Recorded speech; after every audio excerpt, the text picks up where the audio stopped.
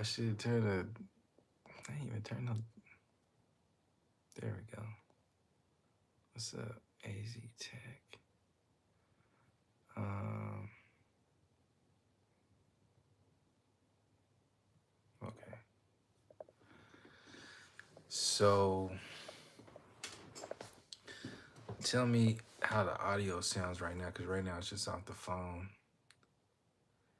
and I'm waiting for my phone to charge before I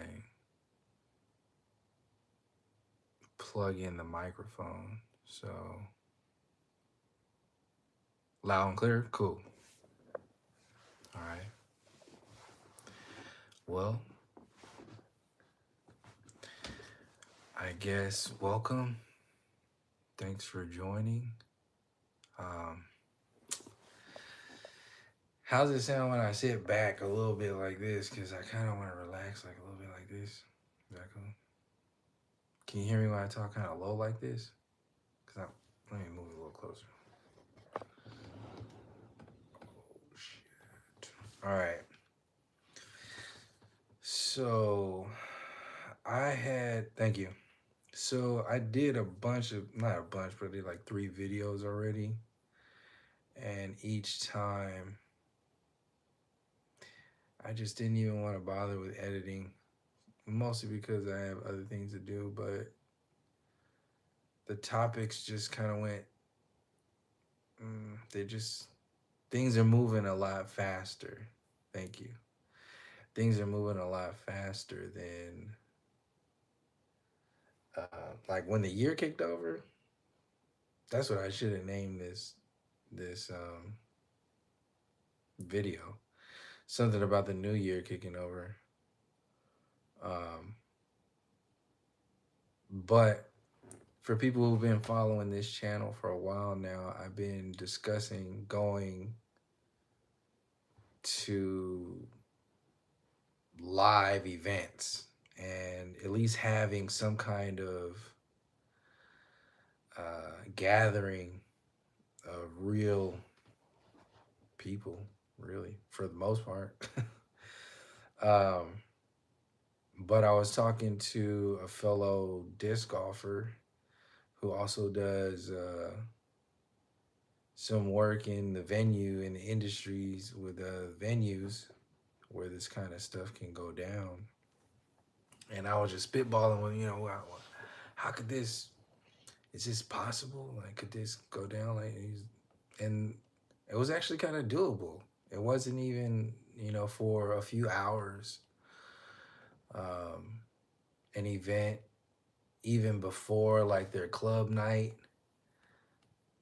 from like 5, he was even saying like maybe even noon to, and this is just one venue, but from like either noon to 9 in the evening, or like 5 to 9 in the evening on like a Saturday, right before their like club night goes off, or like a Wednesday, like an off night, or a Wednesday or Thursday night, or even in the day. I'm thinking night, so it can be kind of like so what I would like to do is I would like to have a live screening of a lot of the work that I've already done, but kind of like a mixtape of all the mixtapes, a mixtape of work and various discussions that are out there, and what we could what we could do.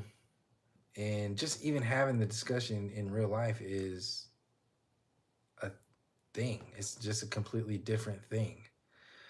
Because I was thinking, I was talking, I'm gonna email these various booking email like their departments and ask them, what kind of money are we looking at to make this kind of thing happen? And we can get some speakers.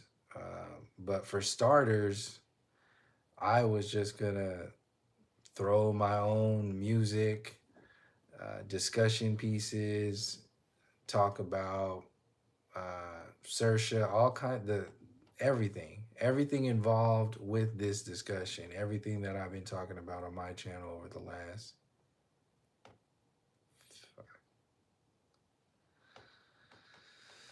Jeez. Well, just on the channel, over 12 years, 13 years,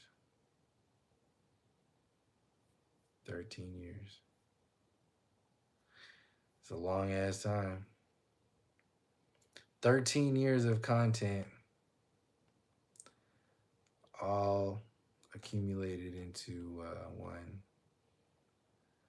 one kind of little event, but I'm going to do a whole bunch of different events too. This is just going to be one of them. And it can be at any venue, but it'll be fun. It's just coming out, hanging out, have some. The main thing, like for their, businesses, venues, they want to get people drinking and hanging out and interacting and having a good time, because that's how they get their in. So it's uh it's a matter of like, well, are we gonna have enough people that are gonna be engaging in the whole environment? And I think we will, because the the setting, the area, just it'll be in Oakland. It'll be starting in downtown Oakland. So once I just start letting people know in Oakland, there's gonna be some amazing people that come out from the area, and then people from hopefully around the world. Um, I just reached out to Dave Murphy, uh, to see if he can come out and be like a keynote speaker and get involved in the discussion. And I was just going to share a lot of the information about the documentary as it related to the work that I've done on my channel over the last 13 years. And it seemed like a good kind of culmination of information to be discussed in a live setting, because I really don't have any opinions on it, and there's nothing really opinionated to discuss about the information in general. But I think it's a powerful thing just to have people to come together and just talk about the stuff, even if it's just based around that one documentary, that last one that I just shared, which was about lands outside of this, uh, the maps that we've been shown over the years. Like, this is how, why I really got kind of amped up about this was my introduction to a lot of this entire discussion in general was through the maps. I was in the army, right out of high school, and 7 years active duty, and I was on a boat for the majority of that time. I was that job the entire time, but you're only on a boat for so many times, so many of those years. But I was on the boat the majority of that time, and the maps were a big deal, and we still use Mercator maps in the army. It's a whole thing. So my introduction to talking publicly about this information was about the maps. That's how I kind of got looped into this whole discussion, and pretty much the majority of the information on this YouTube channel. But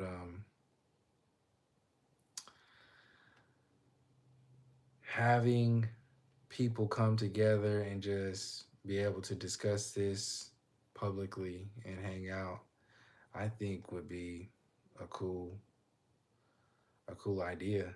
And if it can get people together, then that would be from all over the place. That'd be a shit. So yeah, basically talk about the whole idea.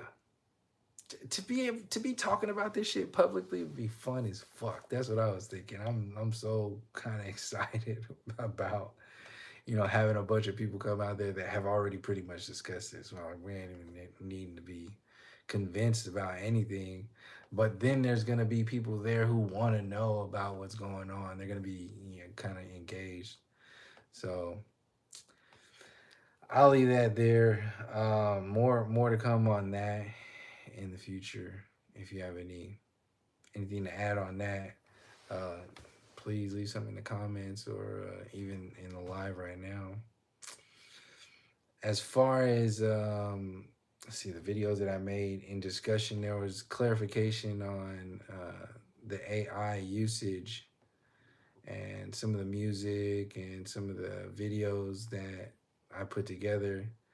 And I've been discussing with people like um,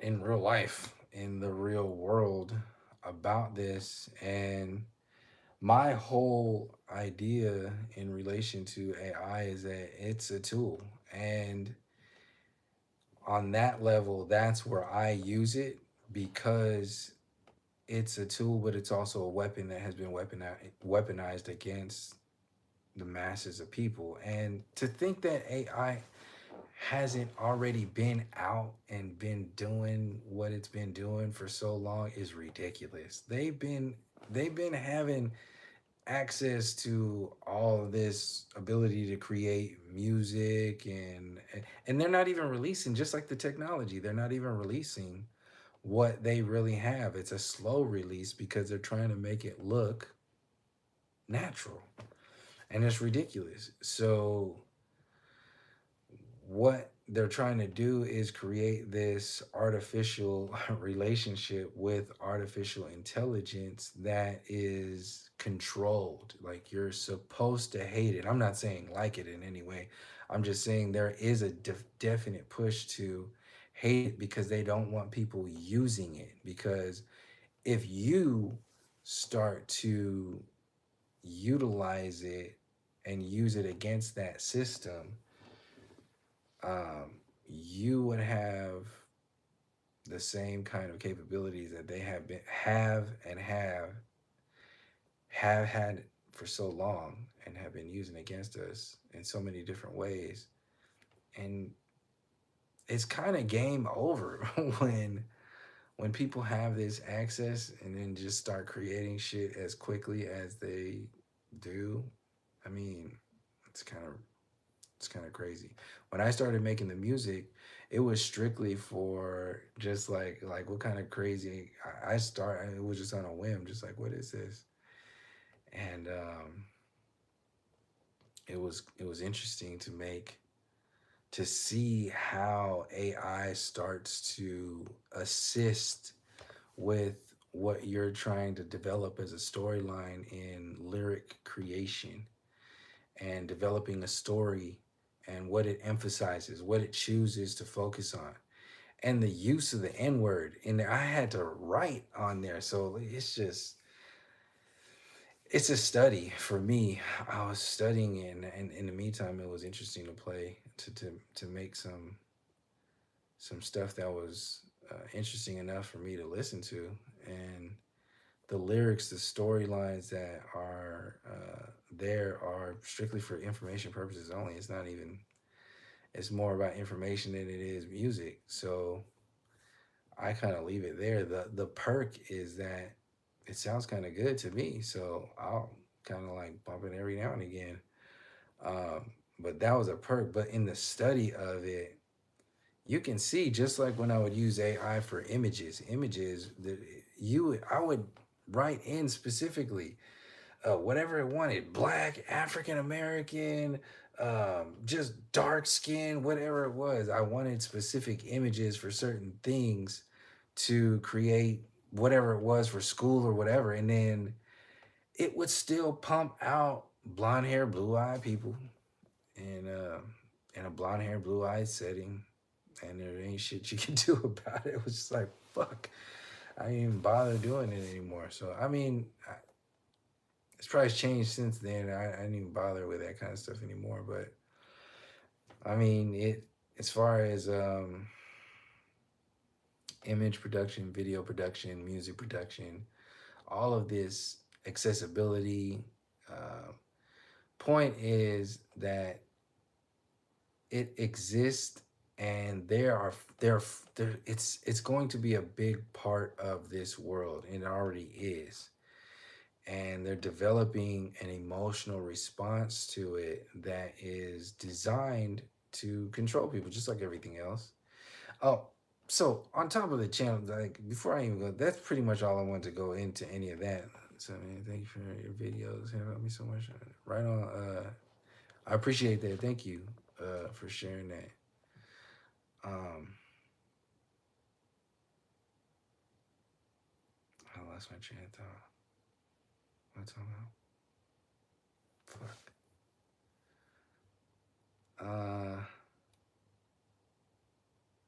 Damn. What the fuck was I talking about?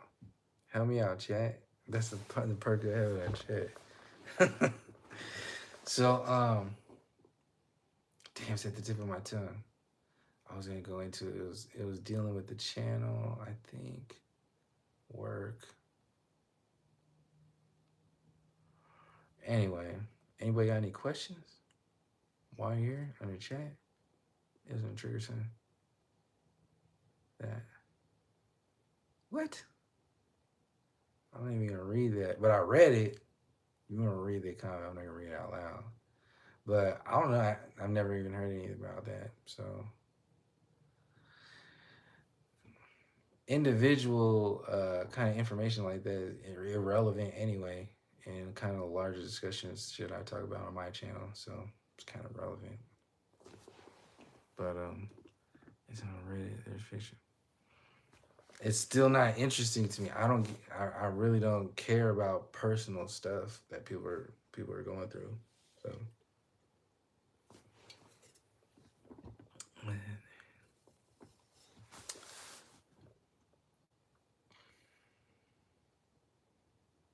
I haven't talked to him since we made videos that back then. Those couple of videos. It'd be interesting to talk to a lot of these people from back then. I want to see where they're coming from these days. All these years that passed, like, where's all the flat Earth community at? Where's they at? Where are they at? Oh, yeah, that would suck. Uh, yeah, man. Yeah, ridiculous.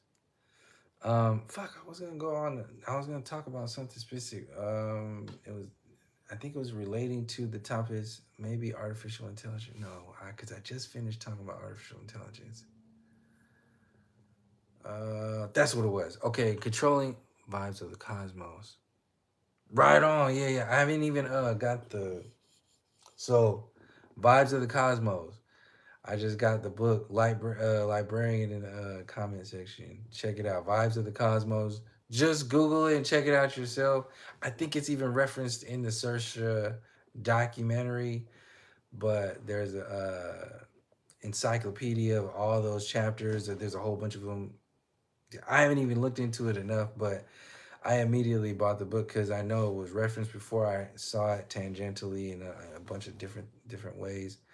But Vibes of the Cosmos, there's still some available because I just bought the encyclopedia last night. So Google it. I don't. If I had the link, I'm not gonna go through putting in a link and all that other stuff. You should be able to find it. You gotta buy it like overseas, at least from the United States, and I think it came up to like two something. But it's worth it because you're not gonna be able to get that information if it just runs out. I mean, it's just only existing.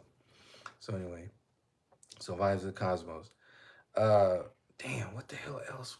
What the fuck else? Oh, okay. Controlling of the narrative.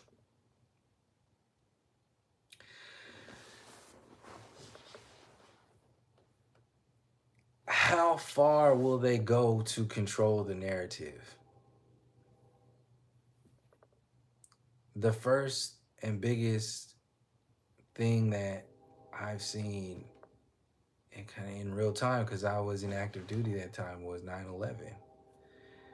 And that narrative control still isn't even being discussed. Here we are, 25 years down the road. I was a kid in the Army when this shit happened. I was literally on grass cutting detail, just fresh out of AIT in the Army, and just lost. Didn't know what the fuck I was doing. Just there. And 9/11 kicked off, and we went back to the barracks, and everything just kind of, everybody's like, "Oh fuck, we're gonna do this." You don't know what the fuck is going on. We're gonna do what the fuck you gonna do? You gonna do shit. Um, but I mean, you have to be, because you don't. You have to be in that mindset. A lot of people, because what the fuck else? You ain't got no choice. You gonna get sent either way. I was in a unit where like half of us had went, and then the other half had to stay back because it was a maintenance unit. We had to maintain the stuff that was in a unit, and I was on the boat, so I kind of lucked out. Once it was time for us to go, at least on that end, I'm only trying to go over there just like anybody else. That's not something that anybody should be looking forward to. And from this perspective, it's not a. There's nothing honorable about defending this bullshit, these illusions, and that's what I was talking. That's what I was wanting to get into with the discussion of controlling the narrative, and how the lengths that they would go to control the narrative and elevate people's, how deep they buy into the entire program. I haven't read that book yet. So how deep you buy into the program is based upon how much of this information that you believe and that you take on as your own. And the more you let go, the more you're able to critically think. And when the more you were trained to not critically think, so controlling the narrative through social media, how heavy it's gotten. And then you got people again with the NPCs and the incubator babies and the descendant, all this stuff that's going on. And when you really think about it, all the Alex Jones, the David Icke, like all this shit, when you kind of add all this stuff up, like what the fuck? what what do you say to all that shit? Like what do you do with all that shit on the table? Which is kind of what I wanted to do this live event in downtown Oakland with. It's just like, well, when you see that the entire way you interact with this whole world, the way you visualize this world, the universe itself, when it's not, because we see it on this channel, 15 people in here right now, multiply that times whatever people who can't make it here, and actively want to be engaged in the discussion, this kind of discussion. Like we are looking at this information from having already looked at this information for hella years. So you don't need to hash through a lot of this shit anymore, and just kind of like the captain was starting in that discussion. He's like, I'm not gonna go through that shit. This is kind of like where I want to start that discussion in real life, at this event. But part of it, the storyline with it will be to go through and discuss what's being discussed in that documentary. And I was going to add my personal, um, kind of interpretations and introduction into this whole storyline from the military, being a veteran, as a watercraft operator, being on a vessel, 250 foot, 175 foot boat, all even the 75 foot. Like I've been on all those boats, and when I was getting ready to get out, I was messing with the maps, and I was looking at the maps and starting to analyze like, what is this stuff? So I took that with me when I got out, the first time and the second time, because I got out and went back in, got out again. And when I got out again, that's when I started to ask a lot of these questions that are a part of this YouTube channel right here. So this is where I've been wanting to take this, because ultimately that's where it matters. And I don't see a lot of people willing to do that. A lot of these people are just online talkers. They just want to talk about stuff, and they don't really want to get people together. Like Oakland is a disgust. Like we're a community. The maps got me also. This is that's how I finish it. Right on. Yeah. So like Oakland is real shit. Like we talk about this shit in like if this becomes a discussion in Oakland, it will be a discussion around the world. Just like Occupy Oakland, when Occupy jumped off, it jumped off because Occupy Oakland got into it with the powers that be, and they had to deal with us because we're not talking no little bullshit.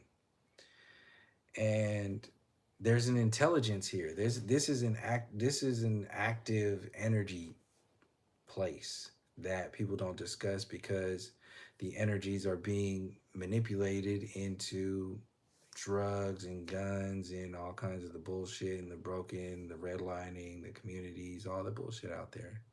People don't see it that way because they can't get over their own interpretations of what racism actually is.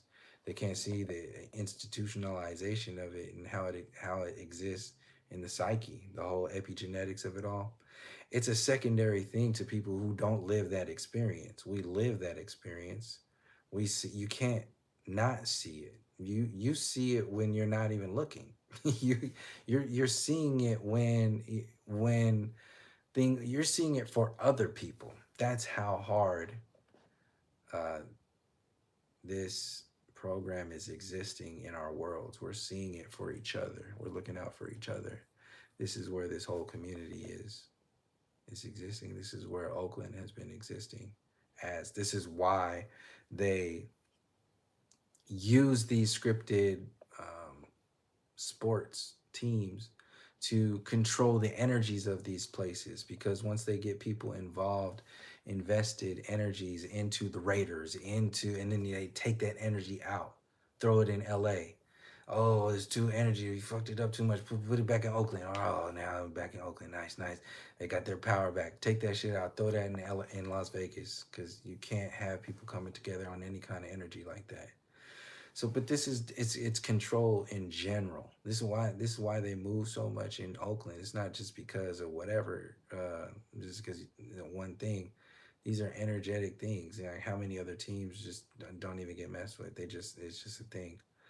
So it's a control grid. This is like they suck the life. They took the Warriors. They took the Raiders. They take all the programs, take the education, they put the guns, they put the drugs in. It's an attack, and people aren't seeing it as such because a lot of the times it's not relevant to their story or their idea of what the narrative is. And that's what I'm saying is still the connection that I have with my channel, is that I'm not leaving the community from this discussion. I'm still coming from the Mac family from my high school. Uh, when I remember when we were in high school, people were like, "Well, I'm old school now, and it's gonna be you guys, you young ones who are gonna have to start taking on these discussions and asking these questions and doing this work." And I come from that kind of uh, the people who made up the Black Panthers went to my high school. A lot of my family, my on my dad's side, my big ass dad's side of the family went to Mac, and it's more than just when you gather magicians and energy workers like that in one location. It's more than a school. You're not an alumni. You're part of an energetic tribe. It's a lot of people who come to those places on purpose, and you're a part of those discussions because you can be. Because there's a lot of people that cannot be a part of those discussions, so they're not. And for the people who do want to be a part of these discussions, they can come around and they can stick around and they can they can get into a lot of these discussions, and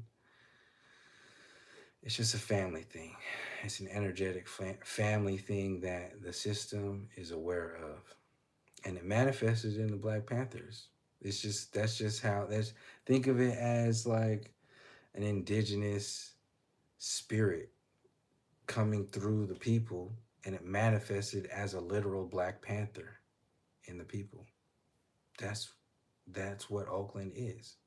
That's the energy that exists in different nodes around the world that people continue, whether whatever, through all these resets, continue to hold that energy. You can hold that fire. You hold those stories. You share those stories on and on and on for whatever reason it needs to be done. So this is what we're doing, and there's this the other side of the discussion is that there's a whole mainstream narrative that is being that's playing like a movie. It's playing like an actual movie to the whole world, and there as you watch and invest into that discussion, you become a part of it, and those beliefs they become your reality, and then as it becomes your reality, you start to create and engage in that reality. So they can shrink your world into shit. They shrink your world into. Look at what our world has been shrunken down to from the beyond the maps that they, the worlds, the rest of the worlds that are out there, the reflection just on the moon reflection, the map. That's all the extra land and all that stuff there. Look at how small our world has been shrunken down to, and now they're trying to shrink it down into a smart city. You're being shrunken down into a smart grid. And eventually you'll be shrunken down to where you don't fucking move. You're just sitting like, oh, fuck it. And they just zap some shit into, and then that's it. You're just giving blood.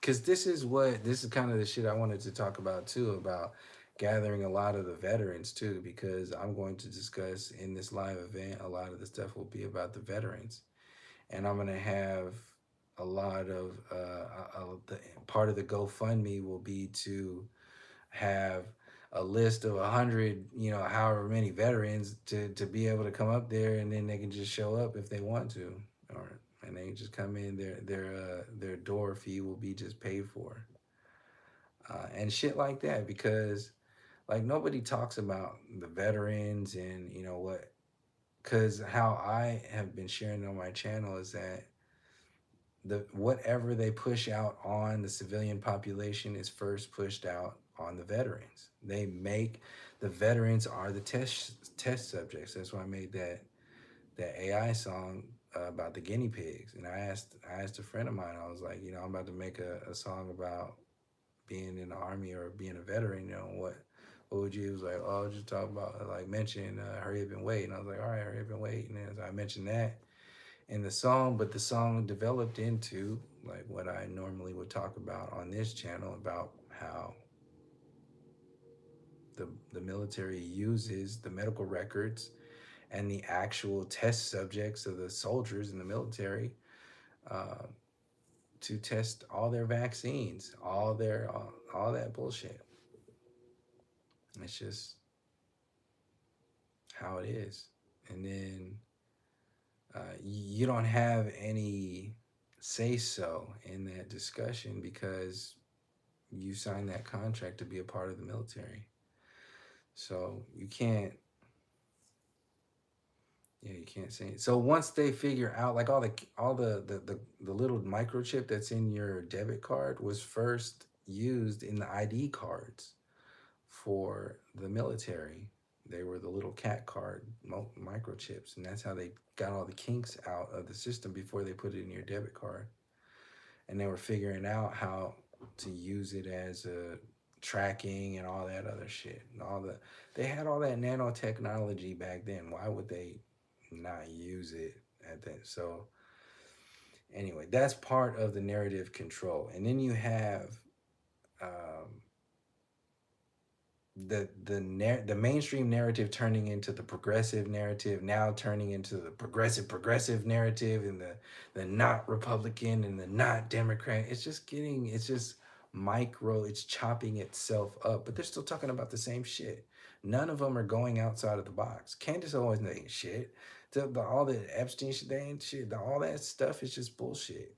Candace Owens is a carbon copy of Alex Jones at best. It's the bullshit. It's just like, oh, I'm separate from. No, you ain't separate from shit. You talking the same shit. All of them are talking the same shit. Who the fuck cares about Erica Kirk and all that? And that's a movie. You watching soap operas. All that shit is straight up soap opera shit to distract and control the narrative, because none of these people are talking. None of them are talking about maps. None of them are talking about anything that challenges the official narrative. Anything. I just saw a video now about China's space program and their whole bullshit. Yeah, control. Everything is controlled opposition out there. It's all and that's gonna be a part of the discussion in this live event. It's like, what, not like you have to do anything about a controlled opposition, but let's at least talk publicly about what a controlled opposition is. And let's just get it out there in public, because this shit, like, is pretty fucking obvious. And if you believe any of that, like, it's only gonna be NPCs and Cabbage Patch uh, descendants that are going to believe this fucking Erica Kirk shit, and any kind of politics and whatever the kind. I think they're gonna try to make The Rock run for fucking president. I think that's what they're gonna try to do. It seems like they're pushing his ass pretty hard. Um, but they're gonna have to do some dumb shit like that. They're waiting to push whatever it is, because this whole Erica Kirk stuff, they're setting the bar super low, and again, they're creating more enemies and making it more obvious. Is Why is Erica Kirk so obviously like weird and not human and off and scary? And because she needs to have people engaged, and stupid people talk about yeah, stupid people talking about like her. Because if it's not so out of this world, who's gonna give a fuck? If she was just a regular ass just person from, you know, Pinole, it's just like, who gives a fuck about Erica from Pinole? Nobody. Nobody cares about Erica from Pinole. But if she's got CIA ties and Trump ties and Epstein ties and all this, oh no, it's fucking, who gives a fuck, man? They're fucking talking all kinds of bullshit. Ain't nobody talking about, what the fuck did Candace Owens say about 9/11 and the indigenous people and the maps and none of this shit. They ain't talking about none of that. None of them gives a fuck. They It's part of the narrative, the controlled opposition and the narrative. This was part of this whole live, was to try to hash out what I'm really going to focus on, what my part of the discussion will be in this live event. And it's going to be about talking about the controlled opposition and the narrative. That's what I want to add to this live event. And then the Saoirse documentary will be, hopefully, uh, if I'm allowed to screen his work live for everybody in this event, and then mix in some music, mix in some discussion, mix in some old videos, some different kind of speakers, hopefully. Um, yeah, whoever's been in the flat Earth discussion community, I'm gonna reach out to Santos and see if he can make it, come up there and come speak at the event. And It'll be a whole big ass thing. Anybody who I've ever discussed or talked with in the comment section or videos or teachers and anybody that has anything to add to this discussion. I'm trying to get this event as big as possible because it's good to have this stuff to talk about this in real life. I think it's just a big movement just to get this discussion out there in the real world, get it off of the internet, have it in real life. Um, and not really have any concern about what's going on with any online communities. It's just like, all right, well, let's just talk about this shit. Like, there is a fucking controlled opposition, and there's a narrative out there. There's a fucking narrative out there, and there's actors. Neil deGrasse Tyson, Bill Nye, these are fucking actors. Yeah, real life, real people. No censorship. Yeah, they can't censor you if you're in real life. Like just saying like, oh, we all get there. Oh, welcome here. We have this whole thing. Like, oh, we're gonna talk about this and that. Oh, I'll start playing the documentary. Blah blah blah blah. Pause it in like 5 minutes. Say something real quick, and then everybody go talk and have a good time. Drink and everything. 10 minutes later, come back, play the rest of it, and then have a little discussion, whatever. And then like for fucking a few hours. That's amazing. That sounds like a really good idea. So I'm going to do that. And I think the more people that come and add to this discussion, the better it will be. So I'm definitely reaching out to Santos. And I already reached out to Dave. Um, I don't know about bro Sanchez. Bro and I got our own shit, but I don't see bro adding to the discussion at all. He just wants his own community and their own kind of little echo chamber. So I don't see any. If I see anything that he can add to the discussion, maybe. But as of now, I don't see anything being added to the discussion. Um, but definitely Santos and Dave would add a wealth of information from their perspective into the discussion. Um, and I think it would be a nice time. Can't get the collab channel. I can't see what only. Let me see what the chat says. I can't see. It just goes away too quick. I don't know if I can hold the chat up there. All right, there it is. There it is. Couldn't get the collab channel popping way back. I doubt that would work. Yeah, we were supposed to do a collaboration for what's being referenced in the comments. We were supposed to do a collab channel, but as it was being created, I started to realize some things that we have creative differences. Let's just put it that way. So I needed to do my own work, and he needed to do his own thing. But now is the time. I think after the year kicked off, it was just like, all right, well, fuck it. This is the time to do this shit now because the work is already been in. The narrative has ran. It's stale. It's time now for people to start to question whatever people are able to question anything.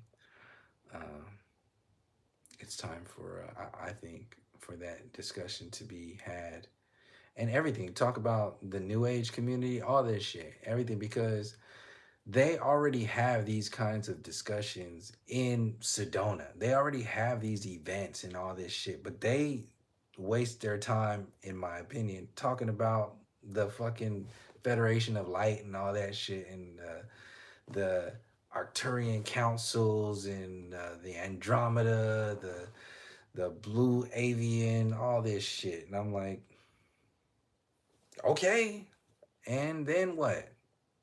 And each time I ask these questions about the community and how do you link your Blue Avian discussions back to West Oakland?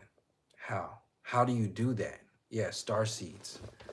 Where do the star seeds anchor themselves. They anchor themselves in communities that aren't real communities. They anchor themselves in communities that are a gathering of people who are astray of their community and don't even know the storylines. Like we don't know this. People are still talking about the universe and planets and star systems and all this other stuff, and we haven't even discussed the maps here on the ground here. And that will change people's interpretations and understanding and relationships with the entire universe. So that's part of what I'm going to add to the discussion when we start talking about controlled opposition and the narrative control. Because at some point in your own personal journey or whatever, the information becomes kind of irrelevant because you realize that the information is attached to some kind of narrative or some kind of distraction or something that is uh, made complex for no fucking reason. It's just like a lot of these words we use and a lot of these definitions, this shit is make believe. Just like the maps, just like the stories in told in the education system. This is why teachers are fucking like quitting right now. They're offering something. I saw some yeah, librarianship just now. Just watched. I think it was that video you sent me. If you're still watching, about the fucking teachers who are quitting because the fucking students are just they got they got blue screen brain. They're scrambled eggs. The parents are fucked. The parents aren't present. The kids aren't going to be present because the parents aren't there. Yeah, exactly. Like it's dopamine Drano. They've been completely burned out, neurons out, um, and on purpose. So it's on a physical. This is what I've been talking about on my channel a while back. The physical, the mental, and the psycho. The physical, the mental, and the spiritual. And on every level, there's been so it's been controlled all the way back from the physical for so long. The psychological has been controlled by the education system for so long in different ways. And now they're trying to get deeper into the spiritual relationship that people have by disconnecting your spiritual interpretations of this realm, uh, of the physical relationship with the non-physical. So the ether and all this discussion that has been the stuff that has been taken out of the storybooks on purpose to tell another narrative in the education system. That stuff that has been removed is very relevant to the larger picture that, once again, none of these people on the Candace Owens and above discussion, Russell Brand, Alex Jones, Joe Rogan, they got fucking, they talking, anybody on Joe Rogan, you talking about Matt Damon, Ben Affleck type shit. That's what Joe Rogan is. Everybody that's been on there, Bill Nye, Neil deGrasse Tyson, the fucking whoever else, even people who are looking forward to going. That's it's garbage. It's meant to be garbage. It's meant to control the narrative. These are fucking commercials on repeat for a purpose, and that purpose is to scramble your fucking brains. And so what I was talking about earlier in my YouTube channel was what's bigger than any of these discussions. Flat earth at that time in 2015, I was mentioning our relationship with the dream realm, which I was saying just the other day that yeah, somebody said Eric DeBay destroyed Joe Rogan. I made a whole fucking playlist about how fucked up Joe Rogan is years ago. Um, but regardless of what the fuck, now I lost my train of thought again. What the fuck was I talking about? Shit, help me out in the chat. What the hell was I talking about? Yeah, fuck Joe Rogan. I have to watch it. Yeah, I made a whole ass playlist talking about how like piecing, like disassembling each of his discussions with people who are relevant to the science community and so on and so forth. So um, he just fits in the narrative. He's a narrative controller. They put him out there just as they put any kind of president or speaker out there. These are all people. It's a fucking movie. The whole thing is a movie. It's a big ass movie, and they pay you. The YouTube pays you to get people invested in the movie, and they censor you if you get people from what keep people from watching the movie. That's the whole idea. This is what and people like Russell Brand, they add the personal touch to it because addiction is a community. Because everybody's addicted. Everybody's addicted. So he's a celebrity that broke away from Hollywood. He must be one of us. How could he not be one of us? He was there. He's one of them, and now he's not. He's a family guy and all. What the fuck? He's not talking about anything other than what Alex Jones and Candace Owens is talking about. It's a bullshit. It's when you see it, you can see it as a stream of consciousness that is relevant to like the times when maybe you were a child, when you used to be invested into TV programs, or maybe even believed in cartoons or stories, or were scared of certain, whatever it was. You invest into it. So part of your subconscious, that's what I was getting back to, the dreams part. So I'll never talk about the history is so horrific. Yeah. So the dreams. So back in the original days, in the early days of this channel, I was talking about how cannabis affects our relationship with the subconscious, mainly our ability to tap into our dreams, because you're dreaming constantly. So you only tap into it when you turn off your perspective from the body, and then you catch a glimpse of it when you're waking up, transitioning from the non-physical to the physical. So you catch a glimpse of that dream realm, which is that doorway into the infinite space on the way in. Cannabis slows down that ability, that it fogs. It's like a radiation fog for your fucking for your uh for your ability to tune into. Anyway, I was just talking about how weird it is that everybody fucking dreams. Everybody has this ability to dream. We do it every night.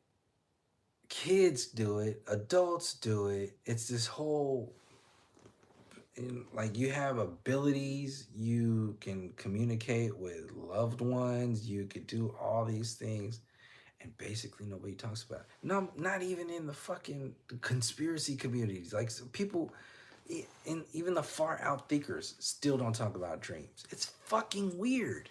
I think it's weird. And that was an early thing for me.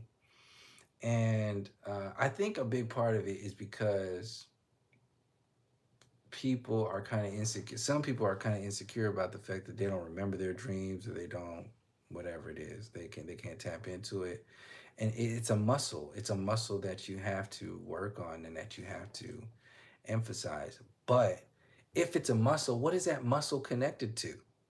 It is weird. It's fucking weird that everybody does this, and like everybody's talking about everything else in the world except your fucking dreams. And then like I even had shared themed dreams with my brother at a certain time when we were turning to like tuning in to the dream realm, uh, because we would both like smoke and then stop and then realize that our dreams we're taught to dismiss them. We just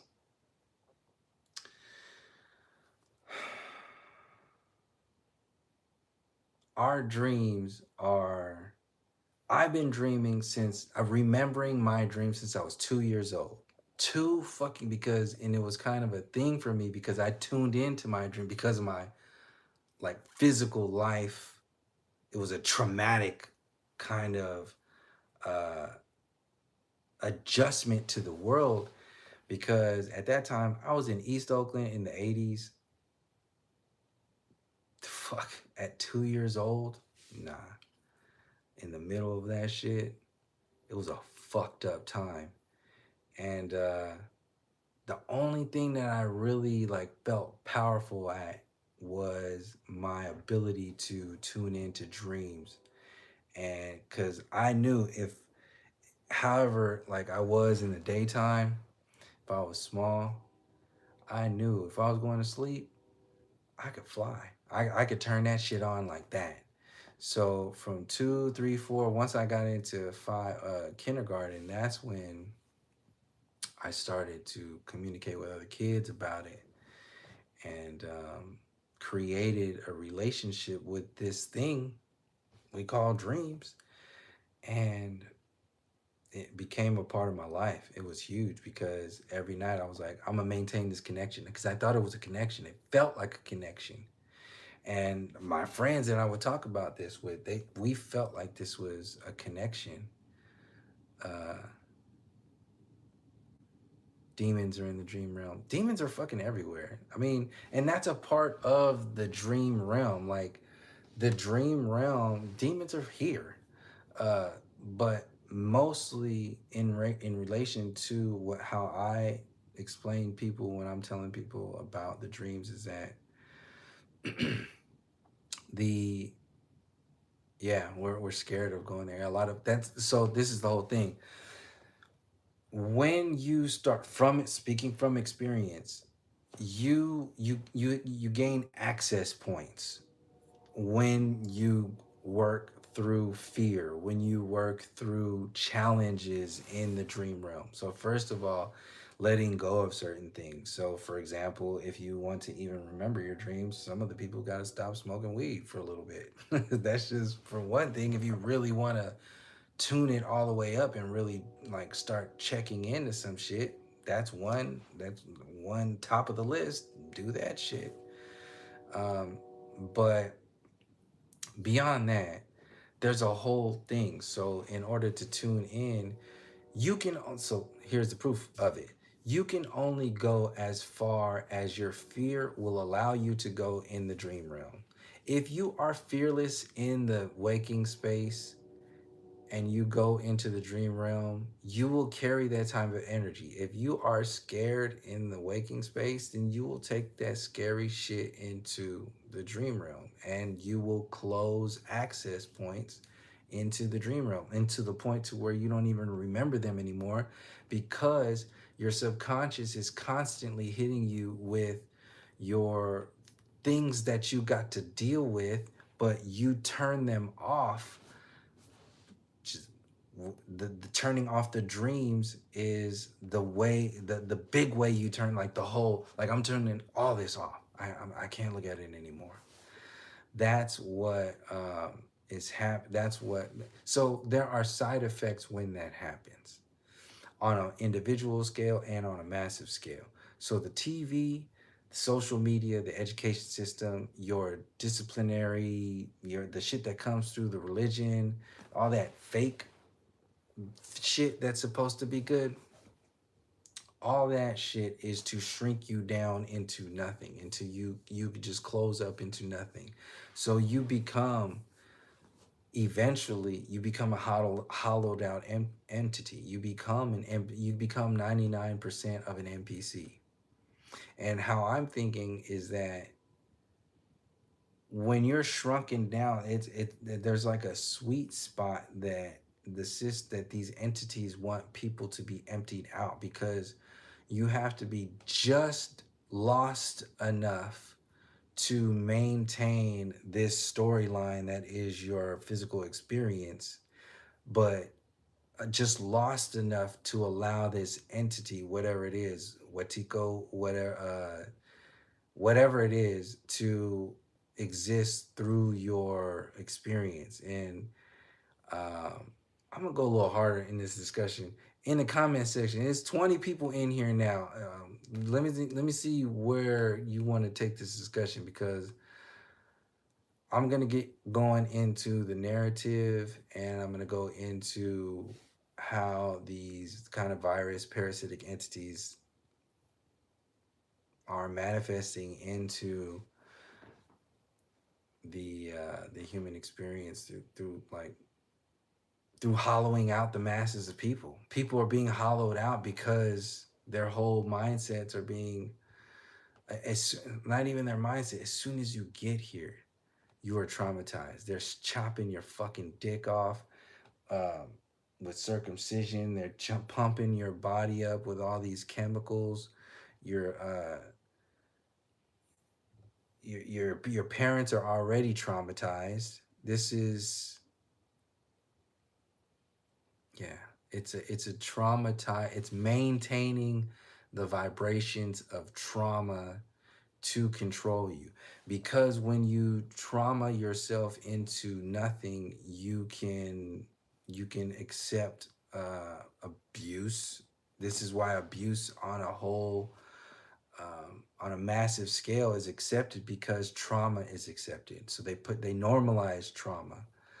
This is what having a relationship with a narcissistic entity like the U.S. government is.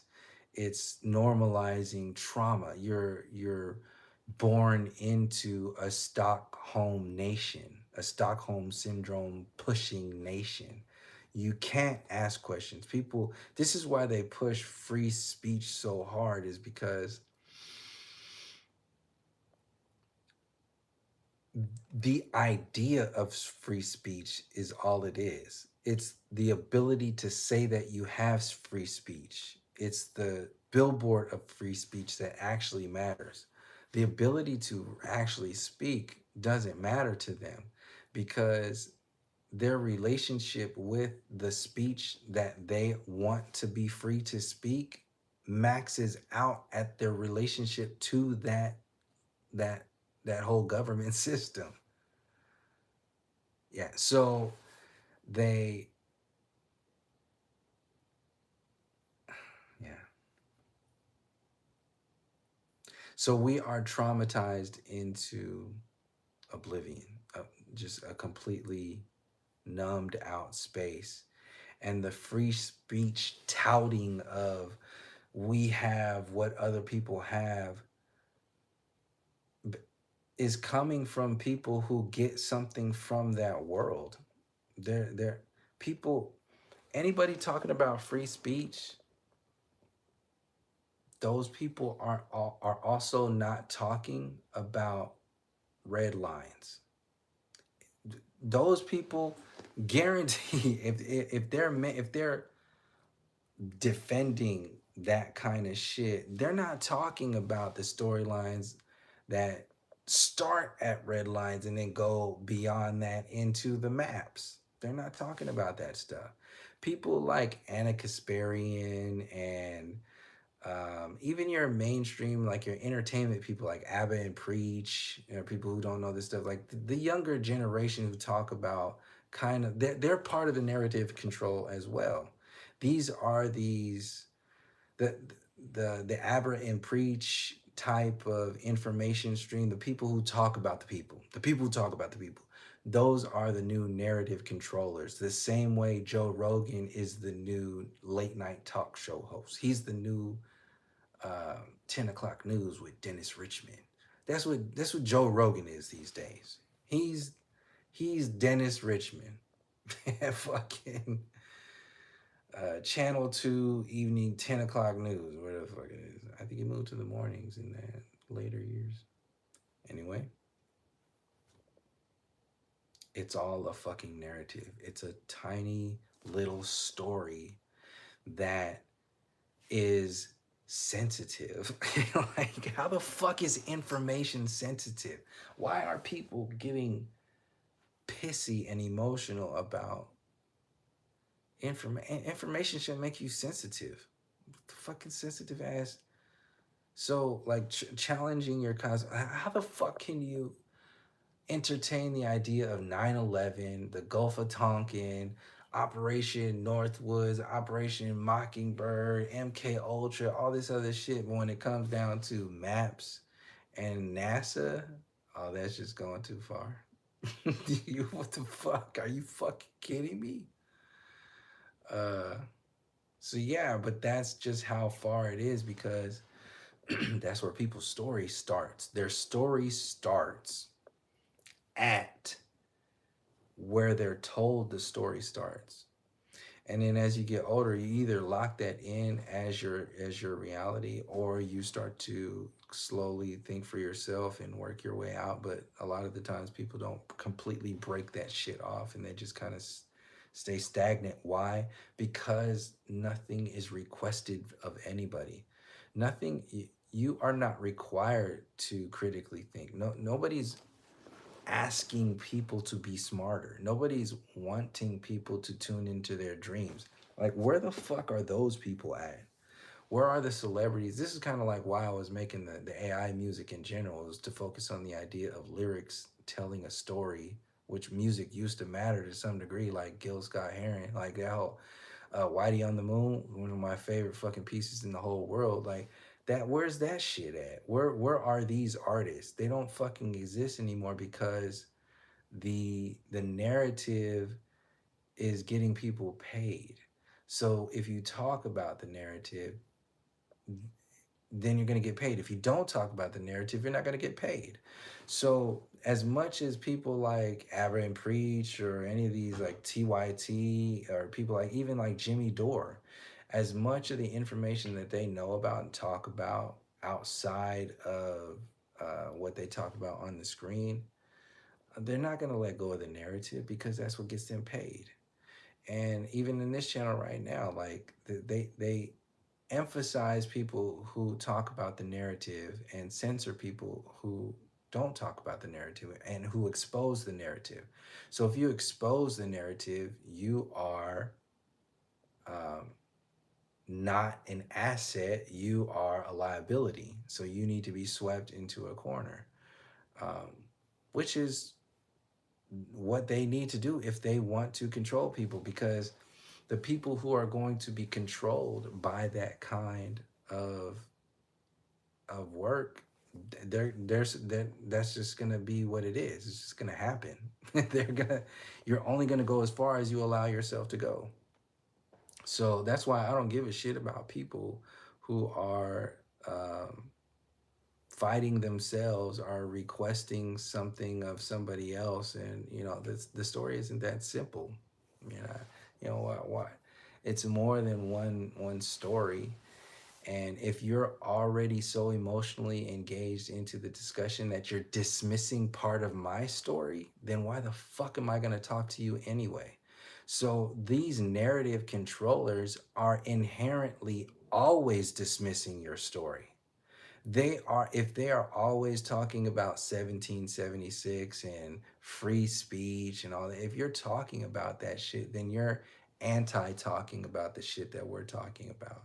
So this is why I'm saying, like, people like Russell Brand, Candace Owens, they can talk about whatever. They are the move. They, and people don't realize these are like the Meg Ryan and Tom Hanks of the real life movie.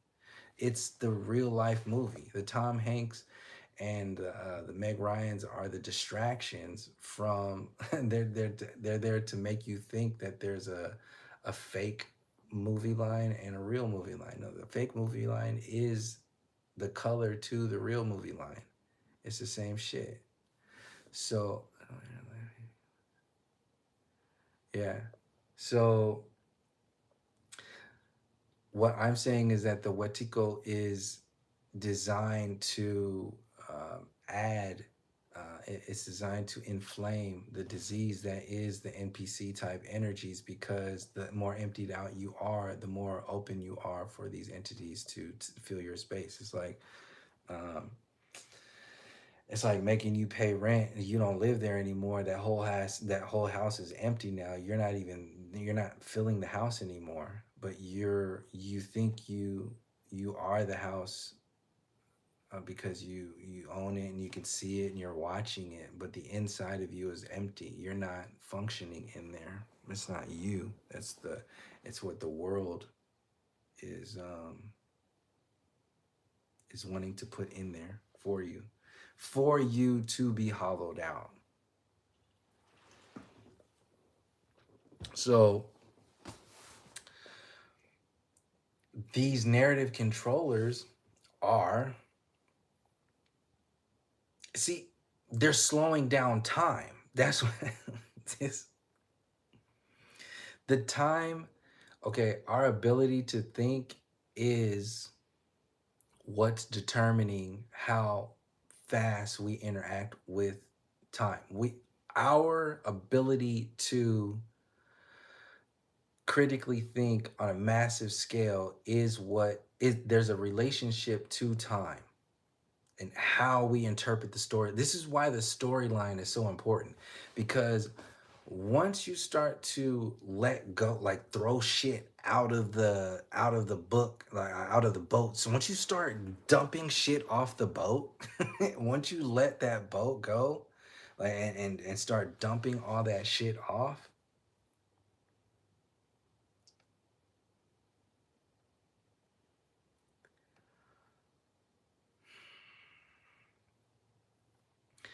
you can see things that, also going back to the dreams, you have a relationship with time that a lot of people don't have in their entire lifetime. People can live at 15 miles an hour for 80 years.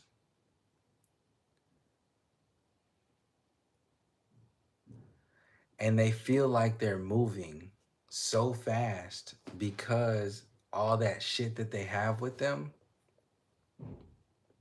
What the fuck is that sound? Yeah, all the shit that they have with them is giving the illusion of fast movement. So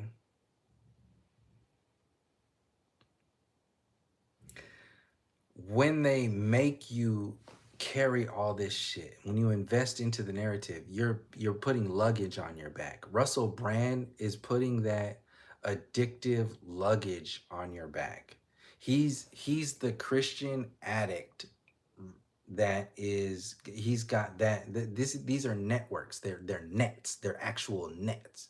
So like Russell Brand's like, all you fucking lost white people who are addicted in some kind of way to something, maybe alcohol, maybe corn, maybe whatever it is, you come along with me and I'll sprinkle in some Christianity with it. And I got you guys. Joe Rogan has the Republican muscleheads and more whiteness, and this is all again tying back to the discussion of the documentary, the Saoirse documentary, is the narrative is designed to add liveliness to the Cabbage Patch narrative. The distraction from the Cabbage Patch narrative and the the elevating of the distraction that is the Cabbage Patch narrative. And the more you invest into an artificial Cabbage Patch, an incubator, these are incubator narratives. This is what it is. Addiction to be easy. Yeah, so they get you addicted. So at the end of the day, you become part of the addict community. And then if you're some people who never had religion, then they run away from religion, and then when they're older, they come back to religion. There's a community there for you. All come right on in. These are all communities that are designed to keep you at a certain level, a certain frequency, a certain vibration that is maintaining a sweet spot. Because look at it like a channeler, for people who know about channelers and like the new age community. Um, when they're going into their like Let me do a fake one. They're like, oh, I'm here, I'm doing whatever it is. That's some fucking stupid shit like that. We're like, what are you doing? So you're you're a different entity now? Like you're a being? You're like you went like you close your eyes, you went I'm a fucking star being now. Like what? The fuck out of here. That's some bullshit. So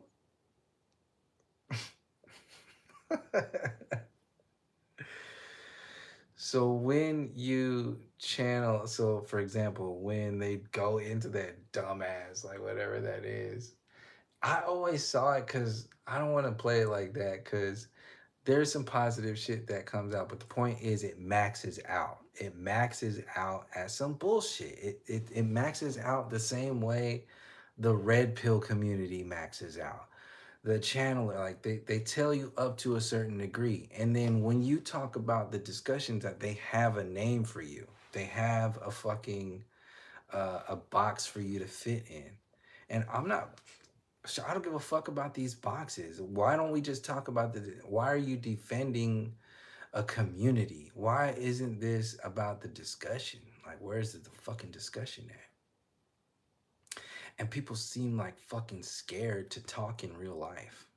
And these conspiracy channels, uh, these people who review, see that now, like I was saying back in the day, and back in the day, um, consciousness, conspiracy information, it's going to become popular.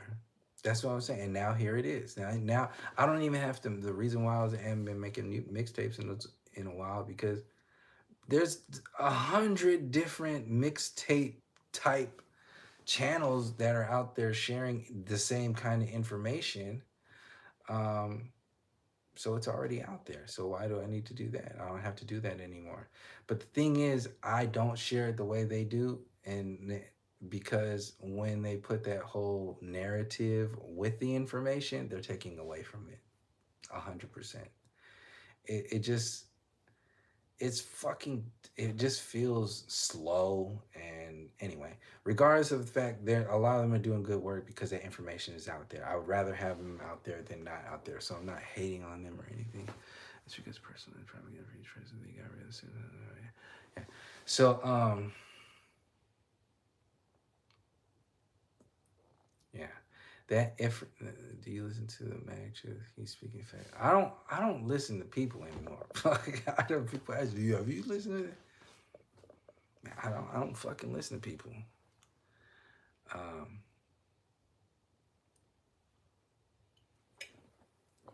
that's the whole point. Like, yeah, what's news? I mean, beyond that, like, what?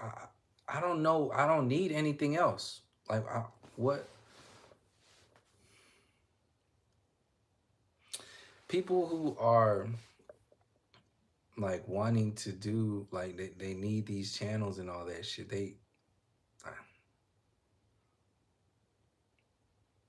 They have questions. The questions kind of disappear after a while. Not kind of, they do. The questions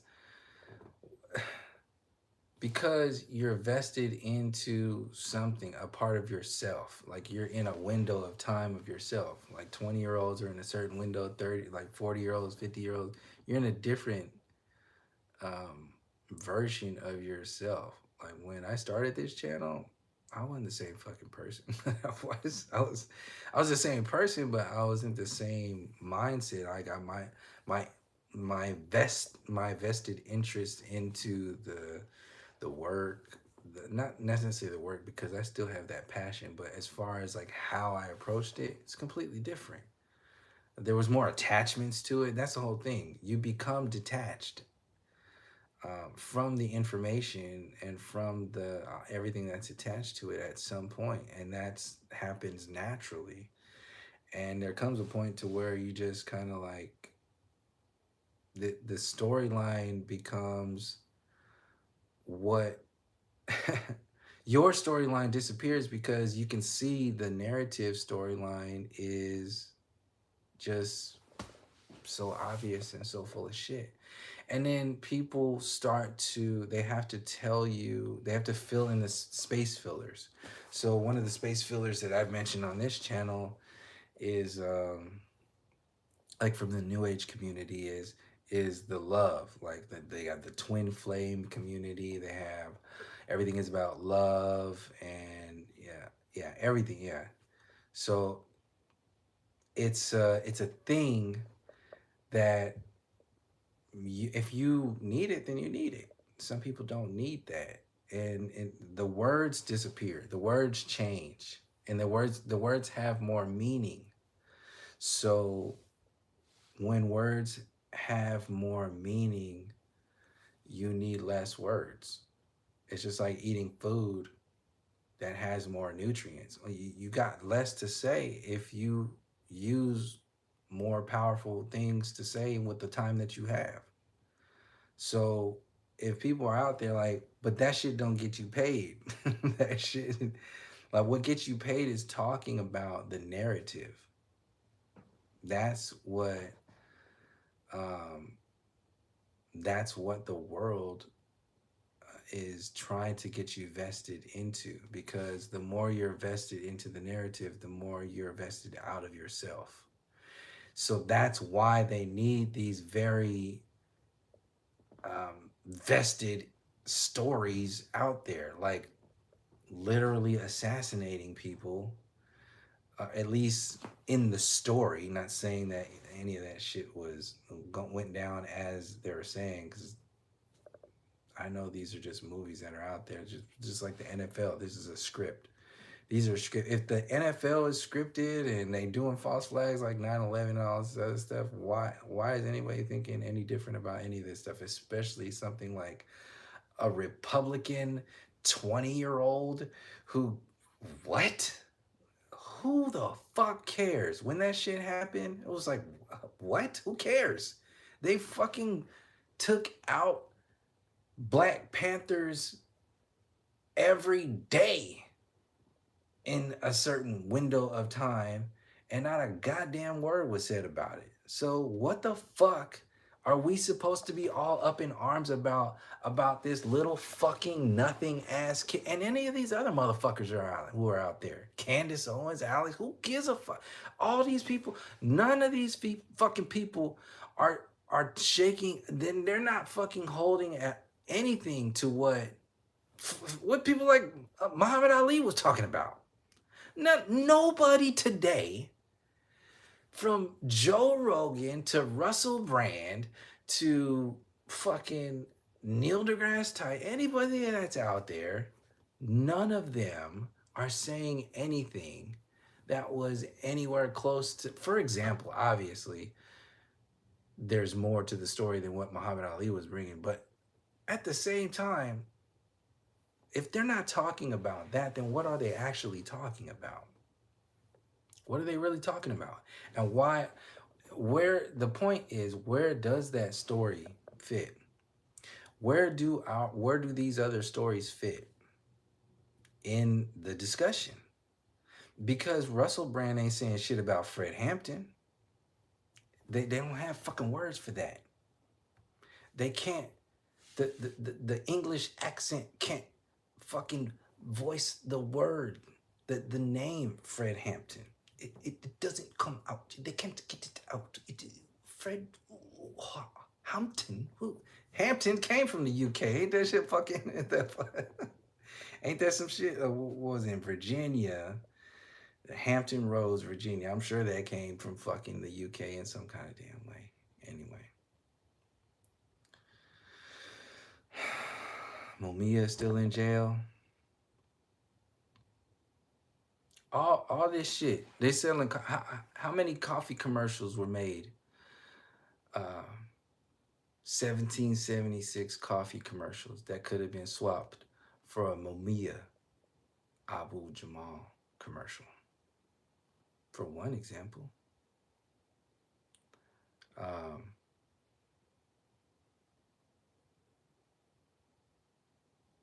They have to get you invested in the speed of information. If you move at their velocity, then you're not moving at your own velocity. And if you don't move at your velocity, you're not able to receive the messages that are relevant to your story, your activation, your movement.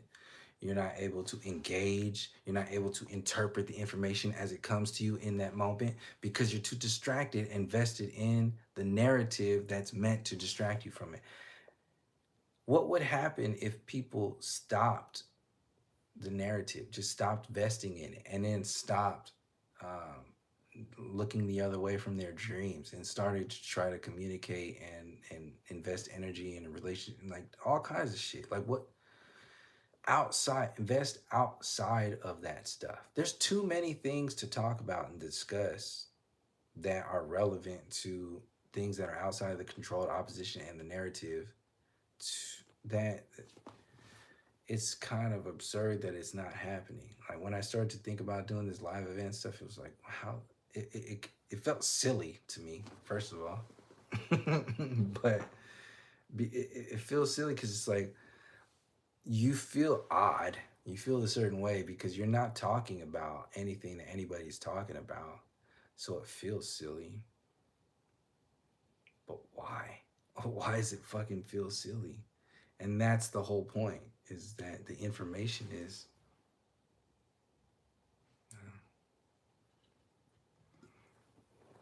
so I just wanted to put an event out there and kind of make it a thing and start somewhere. And I think discussing this crazy fucking captain shit is funny as fuck and cool. I think sadly people are too dumb. That's why they just say here. Yeah, I guess people are kind of dumb. Some people are kind of dumb and lost and NPCs. But in Oakland, we have a history of not being dumb and actually being very relevant to larger storylines, not only in our community, but around the whole world. So if we engage them into the discussion that is not some Pan African bullshit like Dr. Umar tried to do when he came down to fucking Oakland, and I was there on that day. It was like 2014 or some shit. He brought that Pan African shit, and we know all that's fucking bullshit. Ain't none of them Pan Africans looking at fucking maps. Nobody's talking about that shit. You got the yeah. We have conscious communities out there, flat Earth communities out there. People all doing their own shit. Whatever it is, it's a bunch of fucking bullshit.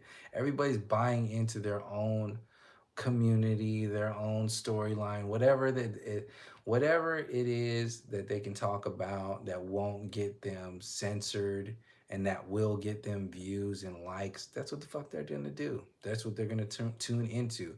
And that's what's slowing down our relationship with this whole thing. Like, that narrative vestment is what's controlling the actual speed of time from how I'm seeing it. It's just like when I mentioned in some previous videos that time is flying by fast when you're having fun and time goes by slow when you're not, when you're just staring at the fucking clock or whatever that is. They have people staring at the clock and calling it normal. And that velocity is not just slowing down the clock and not just making it all just, yeah, it's just, oh, it's slowing down. No, there's all kinds of shit involved in it. Just think of clock as magic. They're slowing down the magic. Like, take the clock out of it and say, oh, magic, for one example. Because when you can tune into your dreams and do like the kind of shit that I mentioned that I can do in my dreams, that's fucking magic. Like, you can and it also, and even in, they're all in the government stuff, they're already doing remote viewing and all this fucking bullshit that they've been doing this shit. Fucking people are not talking about that. Like, it's kind of absurd that there are so many people out there that talk about shit and nobody's talking about shit.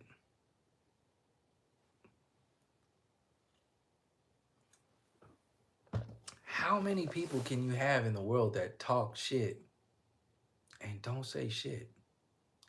It's just fucking sad. Like, there's nothing to watch anymore. There's nobody to listen to. It's all bullshit. It's all fucking the arts are all trash. Like, and this is all on purpose because they're trying to make you have a certain relationship with AI first because they're trying to use AI as a renaissance, a technological renaissance to reboot the old programs and then give people like free AI tokens or some shit. You're gonna get some AI bucks and we can all live comfortably. They're gonna have to give you something because they've been taken away forever. They did the test was during COVID. It was like they just gave out money. Why don't people why all the shit that went down during COVID and they talk all about people always talking about the shots and all. Yeah, obviously it's some bullshit. But what about all the money that they was giving out during COVID and that whole fucking thing? Like that was a part of the narrative. That was a part of their study, the test and all that shit. So so yeah, like they what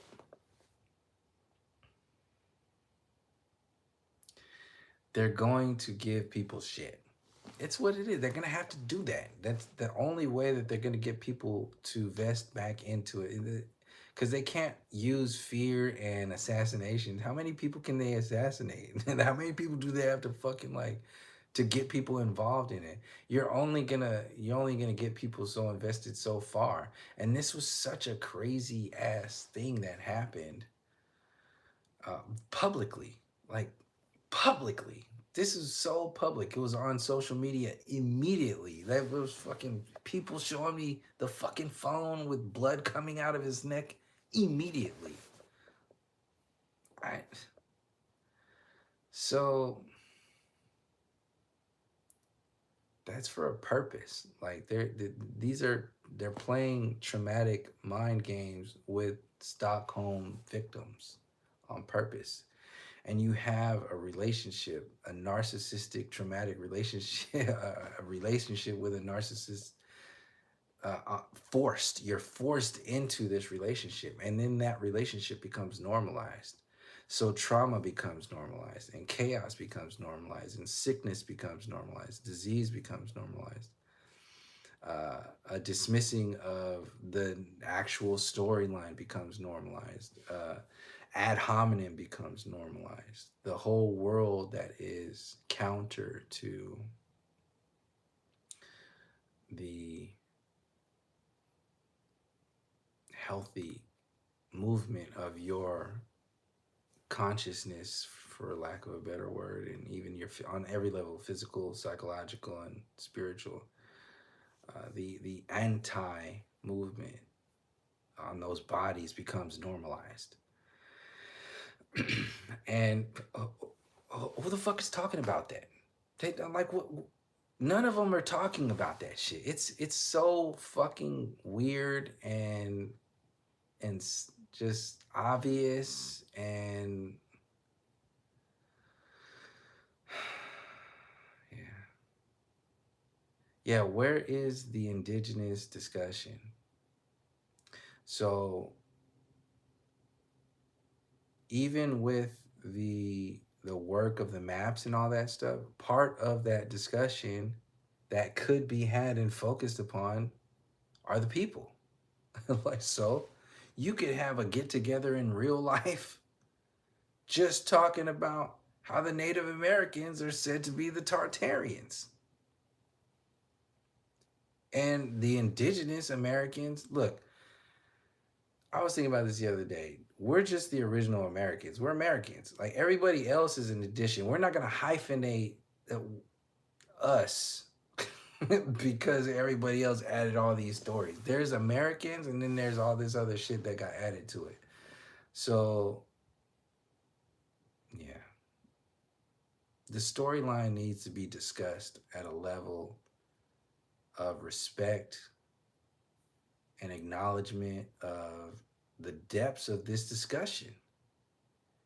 And people online are too vested in their own fucking little tunnel, cubby hole approach, their whole, um,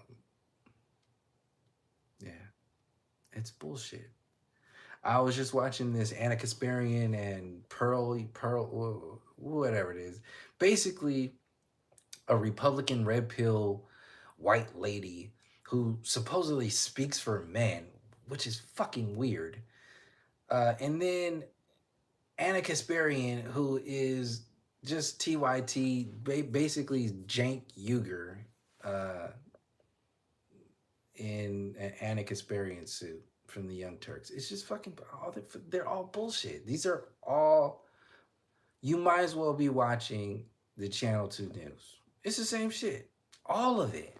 Every single one. People are waiting. People cannot wait to wake up in the morning and see what their next fucking God damn it. They can't wait to see what their next distraction um, has to say about the world tomorrow. Who's Joe Rogan gonna have on? Oh, Matt Damon and Ben Affleck. That's the world. That's people rally behind these kind of people. Fuck. Russell Brand. The fuck. None of them are talking about anything. So I'm gonna close this out. It's been going for a while, but or tell me if you keep going because I'm actually feeling kind of good right now, so I can keep going. But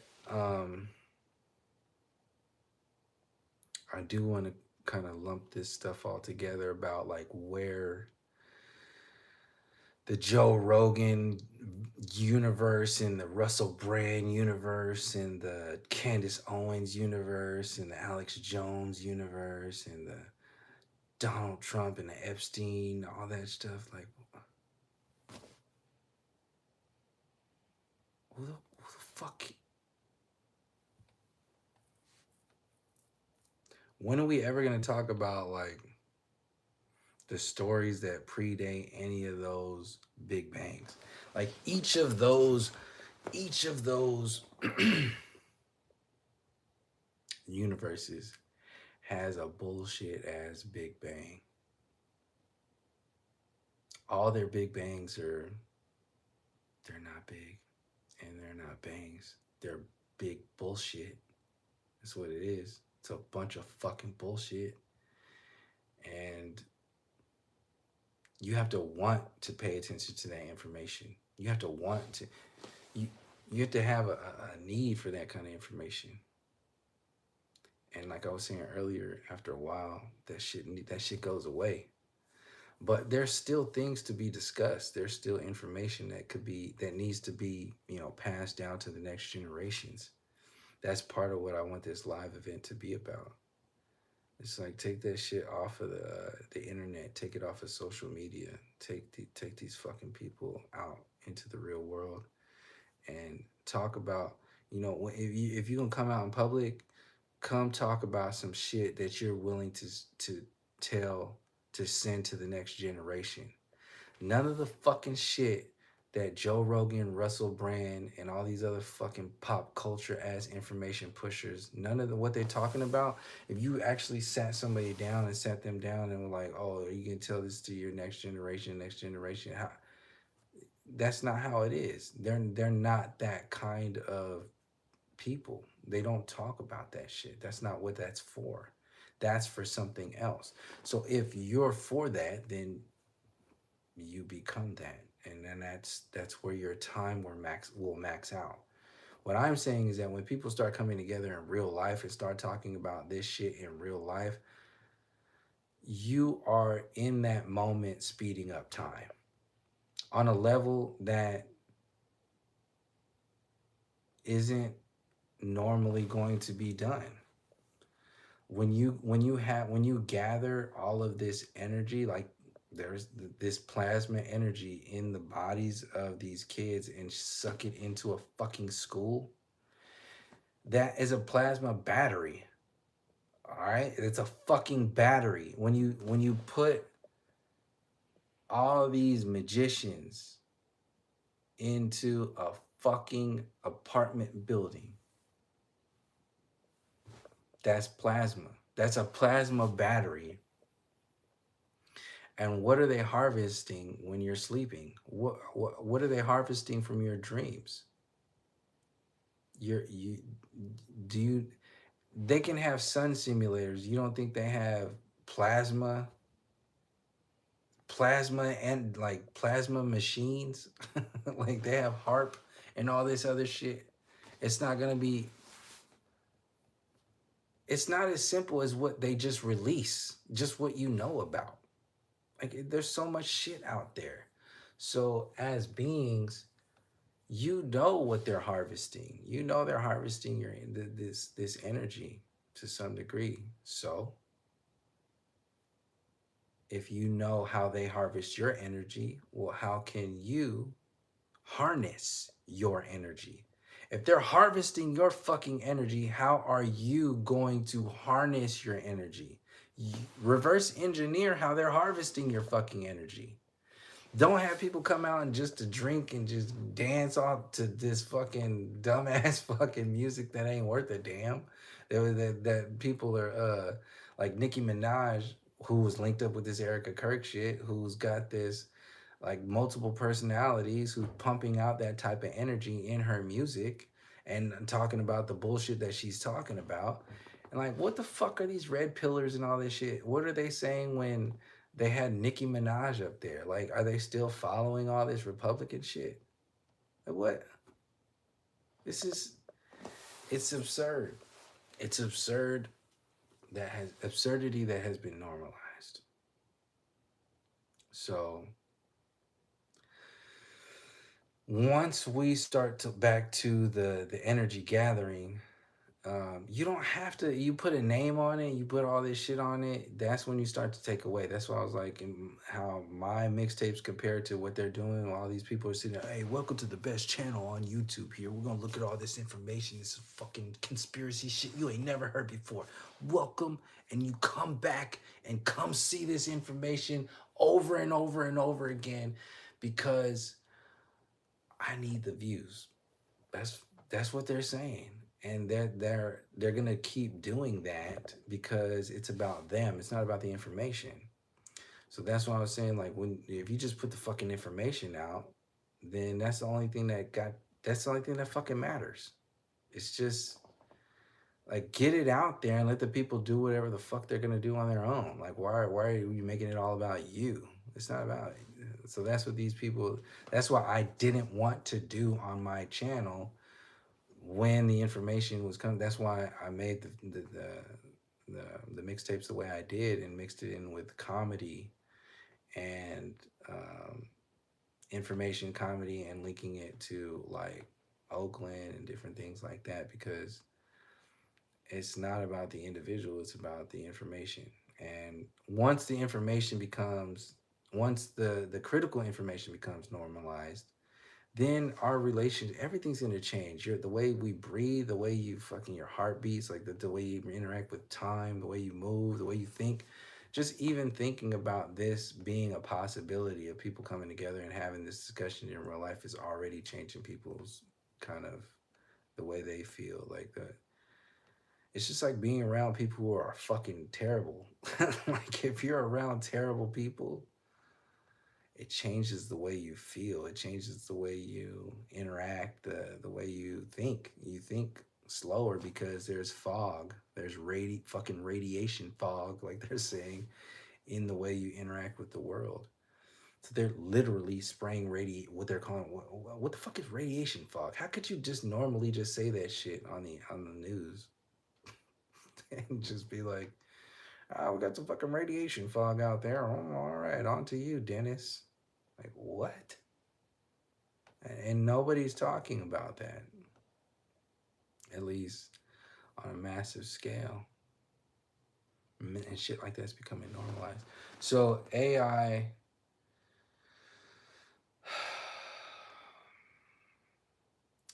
Elon Musk, Trump, all that shit, Neuralink. Like, what are they gonna do with all that shit? What do people think they're gonna do? What's gonna happen when the narrative starts to crumble on their end? They invested all this money and all this whole world into the. What are they gonna do? Again, who the fuck cares? Who cares? Because if there's a whole other world out there that we could just sail to and we can just start communicating about, and they're already going off of maritime admiralty laws anyway.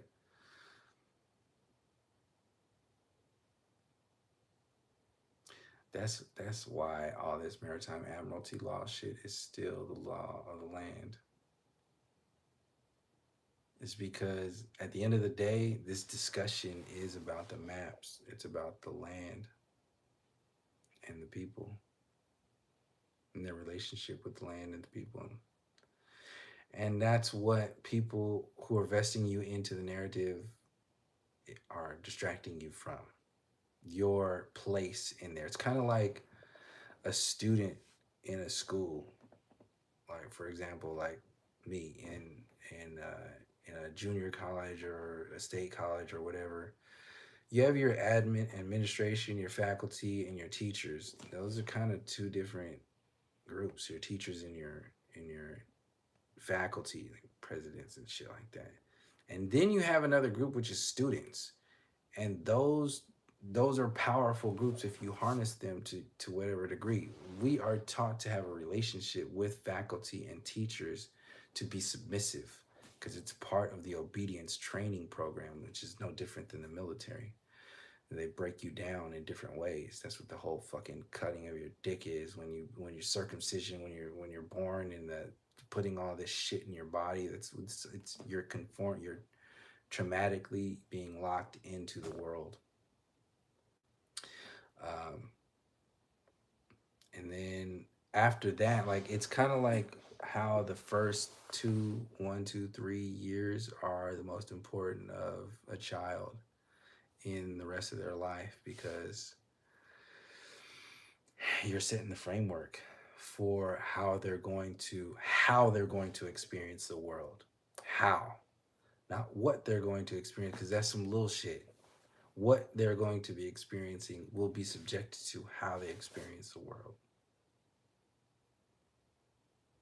So they get you early and they maintain it throughout your childhood, adolescence, to become an adult. By the time you're an adult, you're already in that obedient training program, and then you go along. And then you utilize YouTube channels, social media, politics, um, to cope with the world and your powerlessness in that world, because the systems is designed to suck you into a relationship with it, because when you're sucked into it you become inherently powerless. You're sucked into a powerless program, and they elevate powerless people in their programs to make it look like you have power because you're like them. You're like Abba and Preach. You're like Jimmy Dore. You're like Anna Kasparian. You're like Russell Brand. You're like all these fucking people out there. It's just a bunch of fucking bullshit. They're playing your movie for you. And there's an overall storyline that all these individuals talk about. And this is what that Erica Kirk, Donald Trump, Epstein shit is. It's because at the end of the day, the people who are they release the Epstein file. Why do you need to release the Epstein files in general? If you know the whole storyline, there's a culture. of Epsteinism. If you're asking for proof of one example of the entire culture, you are already fucked. You're lost. You've lost your ability to gain a proper perspective of this situation. And that's the norm of these narrative controllers and the intention of the controlled opposition. On that note, I'm gonna leave it there because that's what the fuck this is all about. That's is what their intention is.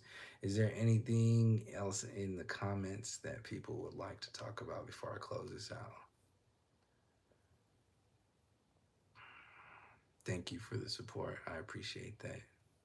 I think that's April. Thank you. Anybody else? I appreciate the support. I'll try to do some more of these lives a little bit. It's a little easier. I'd like to do these lives a little more often because I don't have to fucking edit shit. I'm just, it's just easier to do it this way. And I'm starting to feel the flow a little bit more. And I would like to get some practice on this because I'm going to carry this on into the live events pretty soon and try to get some resources together to get these events coming along because they're worth it. Like the dude was talking about, if you get like if you get people to spend $1,000 at the bar, then that's like gonna cover the whole fucking night fee. That's great. I mean, that's 50 people at 2 drinks, 100 people at 1 drink. Like that's pretty easy if you do it the right way. So I think that's very workable. That's very doable. And if that's the only thing that is in the way of making an event like this happen on a regular basis, because I would love to do this on a regular basis. This is something I would like to do instead of YouTube. And this is another thing. There's a lot of these YouTubers, they're not gonna do this shit. Pearl was just Pearly thing. She just got her shit exposed by she was talking to Anna Kasparian. You bring Anna Kasparian out to the fucking West Oakland or anybody, she ain't gonna be able to jump over and control your narrative because she don't have anything to say to you. Anna Kasparian and when I say you, people know what I'm talking about. They because it's not them. Like they're talking to them. They're talking to their people, their narrative, people who are going to invest in that storyline. That's why she's so accepted as such like a powerful, strong. She can talk all loud about the whole thing and very like vested into this discussion because she's there to do that. She's there to sell you the entire storyline, your emotion. They live your emotion for you. That's what these talking heads are out there for. They're out there to be your living emotion so you don't have to do it yourself. So as long as you have people like Anna Kasparian out there or Russell Brand, then you don't have to think about that stuff. You don't have to do any work. You don't have to do any of that stuff. They're taking care of it. And because you've bought into that community, whatever that whatever the velocity of that community is going to be about will determine your movement in the world and in your own internal world.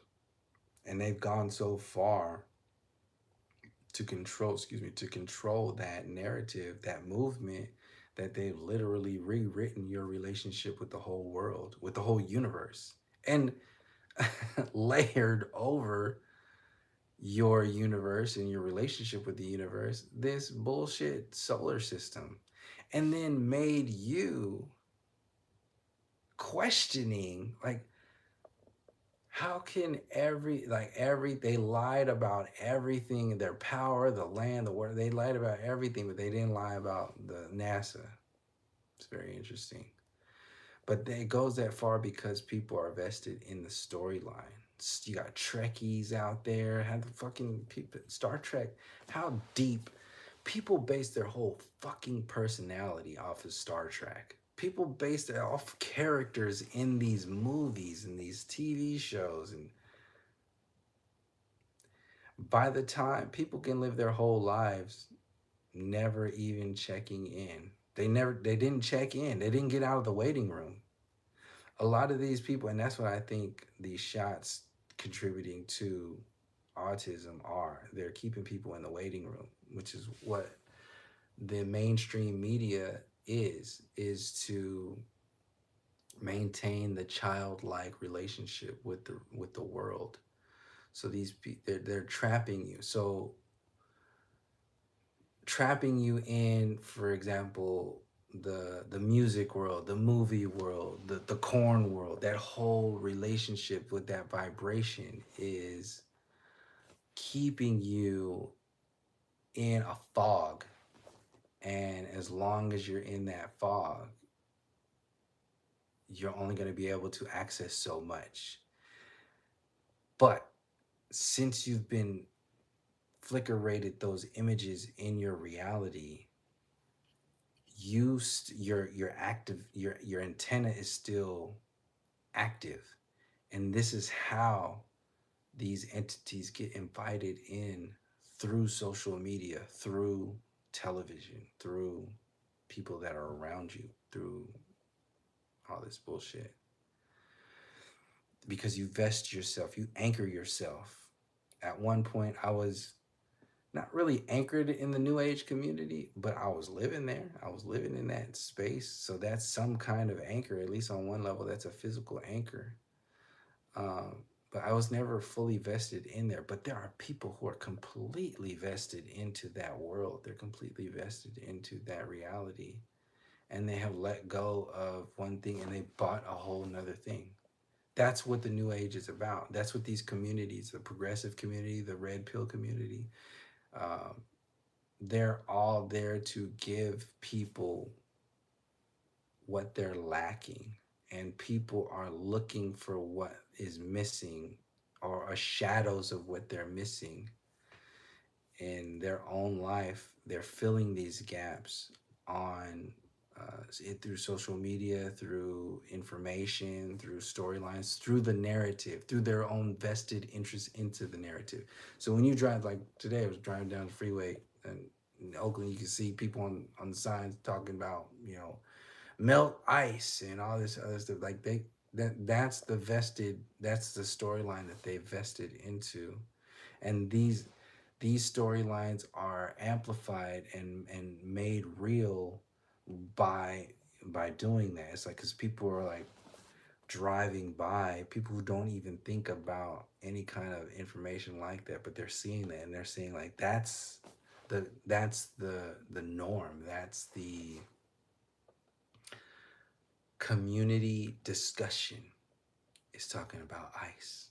This no kings shit. This is what all these movements are about. And back in when Occupy jumped off, people who were in the Occupy movement, we this is we were seeing this. This is what that movement was for. It was to run the show and then see how it plays out, see how people are going to buy into it, how far they can take it, how far they can go, how far they can trigger people to react. When they brought those NexRad or XRad, whatever those radio, those frequency weapons out there, they brought that shit out there. People were talking about that. We saw them staging all kinds of interviewees, and we saw all the mainstream media. We saw it firsthand, and even to this day, here we are. How long later? 15 years after Occupy, and to this day, people still aren't really even talking about what was unveiled in that time frame, in that event, um, because it's about you vesting into the narrative itself. And that's what I'm saying. This live thing is going to be focused on, zeroed in on the narrative and the controlled opposition, because Once that's broken, once you break that, then you're kind of on your own. It's kind of like you're dreaming. Like when you break out of the fear and when you break out of the chaos and the distraction, and the need to hold on to a physical grounding agent to tune into the dreams. Like that's what makes you break out of the dreams, is that you're trying to hold on to a streamline, a linear streamline of consciousness, and the dreams are about chaos. They're all over the place. So you're not going to, if you try to bring a linear uh, line of thought into a space, your focus on that will break you out of the dream, because the dream is about all this shit. And if you're focused on that one little thing, then you don't want to be here. You want to be here. And if you want to be there, you're going to either go back to sleep or you're going to go into another dream. And a lot of the times people are so locked into fear, they just bounce from one fear to another fear to another fear in dreams. And you never get out of that. And then since you never get out of that and you don't want to look at it anymore, you stop remembering your dreams. So that's what the majority of people do. But if you don't do that, then you challenge yourself, you get through the fear, then you get through the challenge of holding the space, which is the ability to let go of trying to hold on to linear time, trying to hold on to a linear conscious space, awareness in a dream space, because there's a way you can hold on to your perspective. You're kind of, I always lean back like that because you're kind of outside of yourself. How I feel when I'm doing it is that you're there, but you're not. You're there, but you're not there. So you're holding on to one line of awareness in the dream just to hold the dream space, but your actual consciousness is not really holding on to the, it's in your peripherals, it's over here. And then the rest of your actual focus is on the dream, what the dream is presenting to you, because the more you invest into the dream, the more you keep the dream afloat for you. And the more you keep the dream afloat, the more ability you will have to become lucid in that dream. This is how I started to become lucid, is because I, well, early on in dreams, I was just dying over and over and over again. And I don't know if people leave in the comment section or what, but by the time I was 16, I had remembered dying in dreams over 250 times. A fucking shitload, until eventually it just stopped. Um, because, well, I was going into the army, so that was a whole different kind of fucking world. But once you die so many times in dreams, you don't have a fear anymore. It's just gone. And then your relationship with dreams and the world itself become different, and then the fear just kind of disappears, and then you're able to interact with that space and that chaos like very equivalent to what you would do when you're in a waking space. You could break dreams, you can go from dream to dream. I've gone back into dreams that I woke up from and went back into it because I wanted to finish something. I've done that in the same, gone back 3 times in one night. Uh, Break dreams, travel, and that, when you start doing that, that becomes a whole different thing. And then also that relationship to people who have had access through ayahuasca and DMT and that whole world. These whole fucking discussions that exist out there, none of these podcasts, they're too fucking big headed or arrogant or one dimensional to even actually discuss this information. Other than that, either they're controlled opposition or just pushing the narrative. So whatever it is, it's just bullshit, and um, they're irrelevant anyway. So the only thing that is relevant is what you do in the real life. Like your relationship with time and your relationship with this world as you are interacting with time. Your story in that timeline, it matters. That story matters to you. And then the other storyline is your choice. Like, where you, like, because your story is always going to be your story because you're writing that story as you're experiencing it, because you're experiencing it as you're writing it. And then there's this other world that's projecting onto you a narrative and a controlled opposition and all this other shit. And then you have to do something with that. And then what you do with that is going to determine a lot of the things in your life, and then some of the things that you, how you are, how you develop, what you think about, what you talk about, your family, like your next generations, how you interpret the universe, all that shit is, it's given to us. So when it's broken, things change, and you don't need the narratives, you don't need the, you know, like these discussions, these communities, all this stuff. It just becomes like, I, in part of the video that I was gonna upload recently, I was talking about a Discord. I wanted to start a Discord because I saw other people doing it, and I would like to communicate and interact with people on this channel a little bit more, but I don't want to do it on YouTube. And then again, I don't know, it's just kind of like, yeah, my interest, I don't want to go half-ass into anything.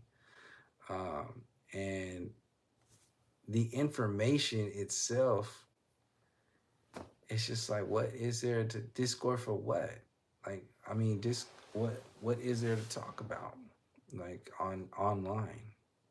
What is there? I could see topics and I can see all the benefits of some of that stuff, but at the same time, again, once you start to change your relationship with how information affects your how you experience this reality, your relationship with time, what you say online matters even more, matters a lot. And then what you say in person matters even more. Like, you, like when you're with, communicating with somebody in real life, like they're literally, their whole life, their whole timeline is facing up to your timeline right now.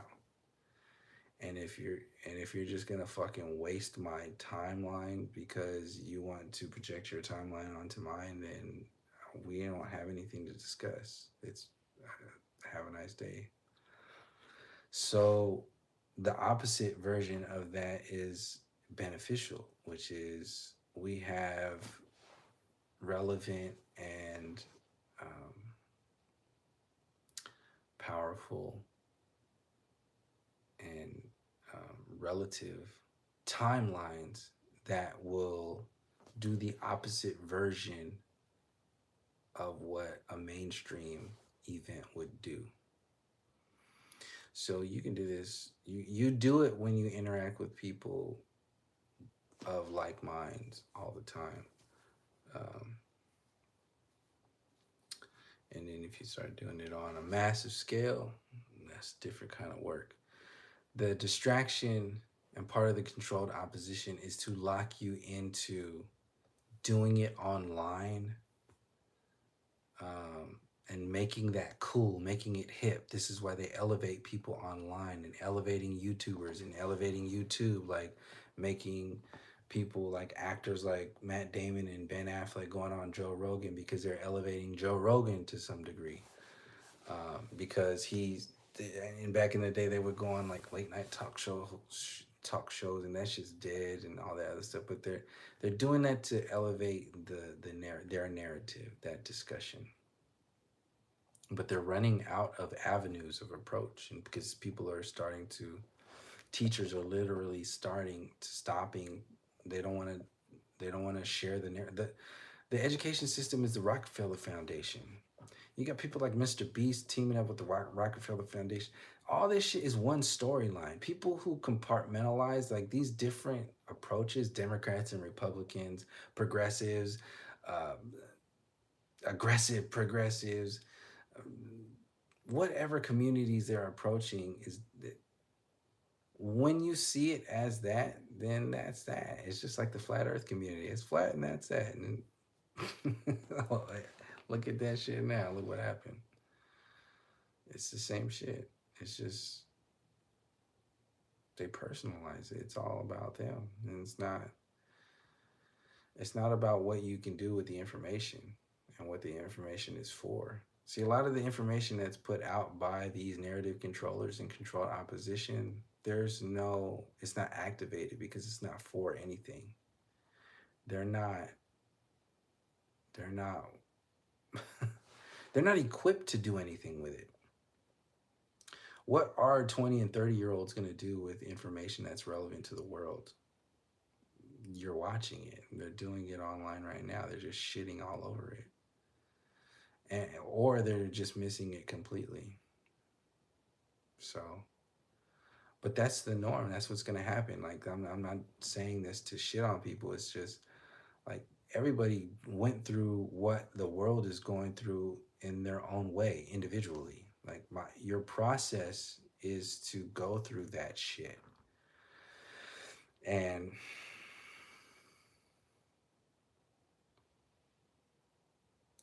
you either keep going through it and you get out of it, or you don't, and you just stop along the way and you stay there. And that's where they want you. The system wants you to stay, because once you're kept at a certain unequilibrium, that's when you're opening yourself up to infestations of all kinds of physical and non-physical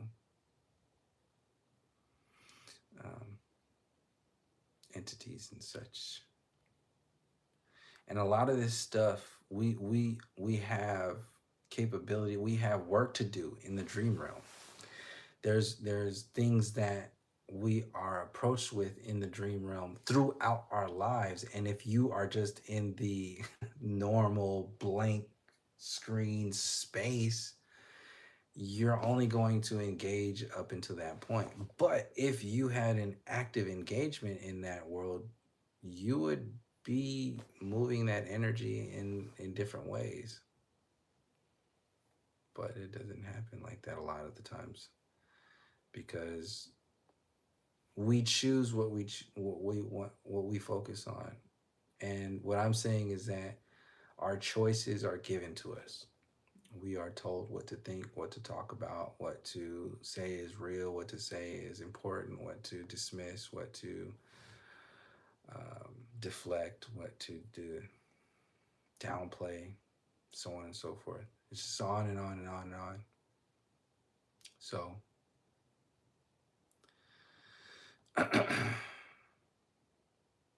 yeah. Artificial intelligence, like I'm gonna add before I close this out again, artificial intelligence is a tool, and they're going to use it. There's going to be, like, for example, in the music community, and I'll close this out because I wanted this to be a part of other videos too. Because I was talking with a friend of mine who's a musician, and this all goes to the AI slop discussion, which is fucking weird anyway, because like they're generating these terms for people to talk for. What it's to control your information, because ultimately it's a tool. And why they're putting against the tool is because if hundreds of people, thousands of people start utilizing tools, then it will speed up your ability to critically think for yourself and ability to see through their bullshit. So utilizing that tool, they don't want the reason why the propaganda or it's going against it is because they don't want people using it, because it's being used against you. And if you can't figure out how to fight back against what's being used against you, you're powerless. It's like keeping you in a knife fight when they're bringing heavy artillery. This is what AI is. Um, and they're already using it in the mainstream media in Hollywood. They're going to keep using it. It's going to move more towards that. They're already using it in the music industry, and that's going to be one community. It's going to be a whole stream of things. The other community, in reference to musicians, there's going to be music. There's always going to be real organic musicians out there. That's a whole world. There's no relation. There's no comparison or anything between real organic made music and shit that is assisted with AI. These are whole different things. And then you have people who are going to use the AI as an information sharing device. It's a tool.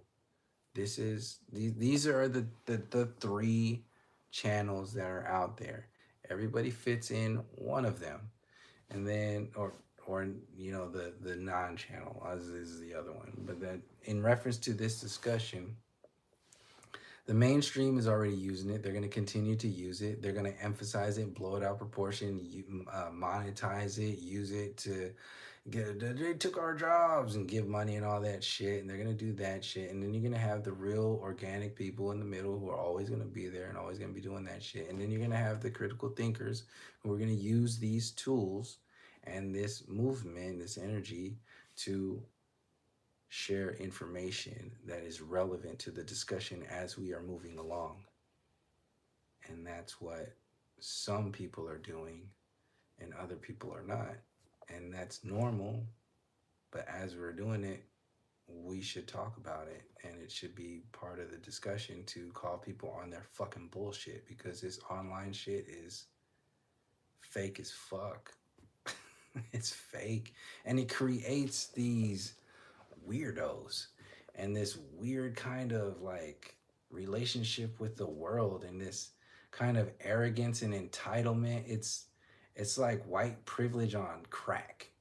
It's gone through the fucking roof. It's on purpose because there's no accountability for this shit that people say online equivalent to what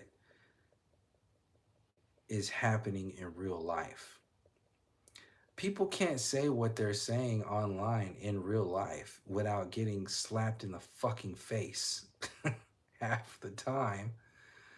And they know that. So they only do it online. Um,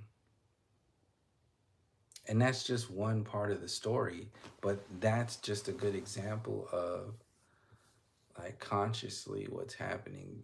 Your relationship with time and information, it's relevant up to your emotional investment in that discussion. The online community is designed to keep people emotionally invested, keep people in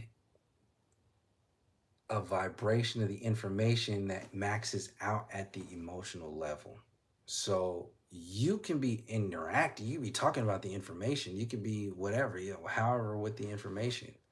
But if you're still attached emotionally to that shit, you're only going to go so far and you're going to miss a lot of the programs. And if you're holding that space, you are susceptible to being used or infected by that system, which is why they keep people at certain vibrations. And like Russell Brand and that addict approach to this shit is designed to keep people in that Christian bubble, in that addict bubble. And then that's your happy place. And then you just think that's as far as you need to go. It's a bubble. The Musclehead Joe Rogan Cool Guy crew, that's a bubble. The Red Pillars, that's a bubble. The cool guys who talk shit about the Red Pillars and all that, it's a bubble. It's all bullshit. It's bubble bullshit. And most people are too scared of their own fucking skin to burst those bubbles and start to challenge their own fucking narrative, which is why they can't let go of their own shit that's holding them back from going any further than what's expected of them, what's requested of them. See, the YouTube channels become limitations after a while. Once you start getting attention, this is why they give people attention at a certain point. You go too far, they'll cut you off or delete you. Um, but once they see, oh, that person is moving pretty quick, we need to get them right now. If they go into the next chapter, they might be too powerful to control, or their community might venture off into avenues that we don't want to try to mess with right now. So we need to activate this person right now. You need to get them uh, a whole bunch of subscribers, keep them in that bubble. Make sure they have a community. And they fill these communities up with bots and all kinds of people to um, maintain that discussion as if it's relevant. And then once that becomes the norm for them, they kind of disappear in their own oblivion. So if you're a critical thinker, the discussion continues. You keep adding to the story. The questions never stop because you're not attached to any of the answers. The questions are just there to assist with the movement. And you don't need the stuff. You don't need all that stuff. In fact, your relationship with the time and what you do here becomes so much more important that the all those other storylines are as relevant as the mainstream was to you or is to you now, for an example.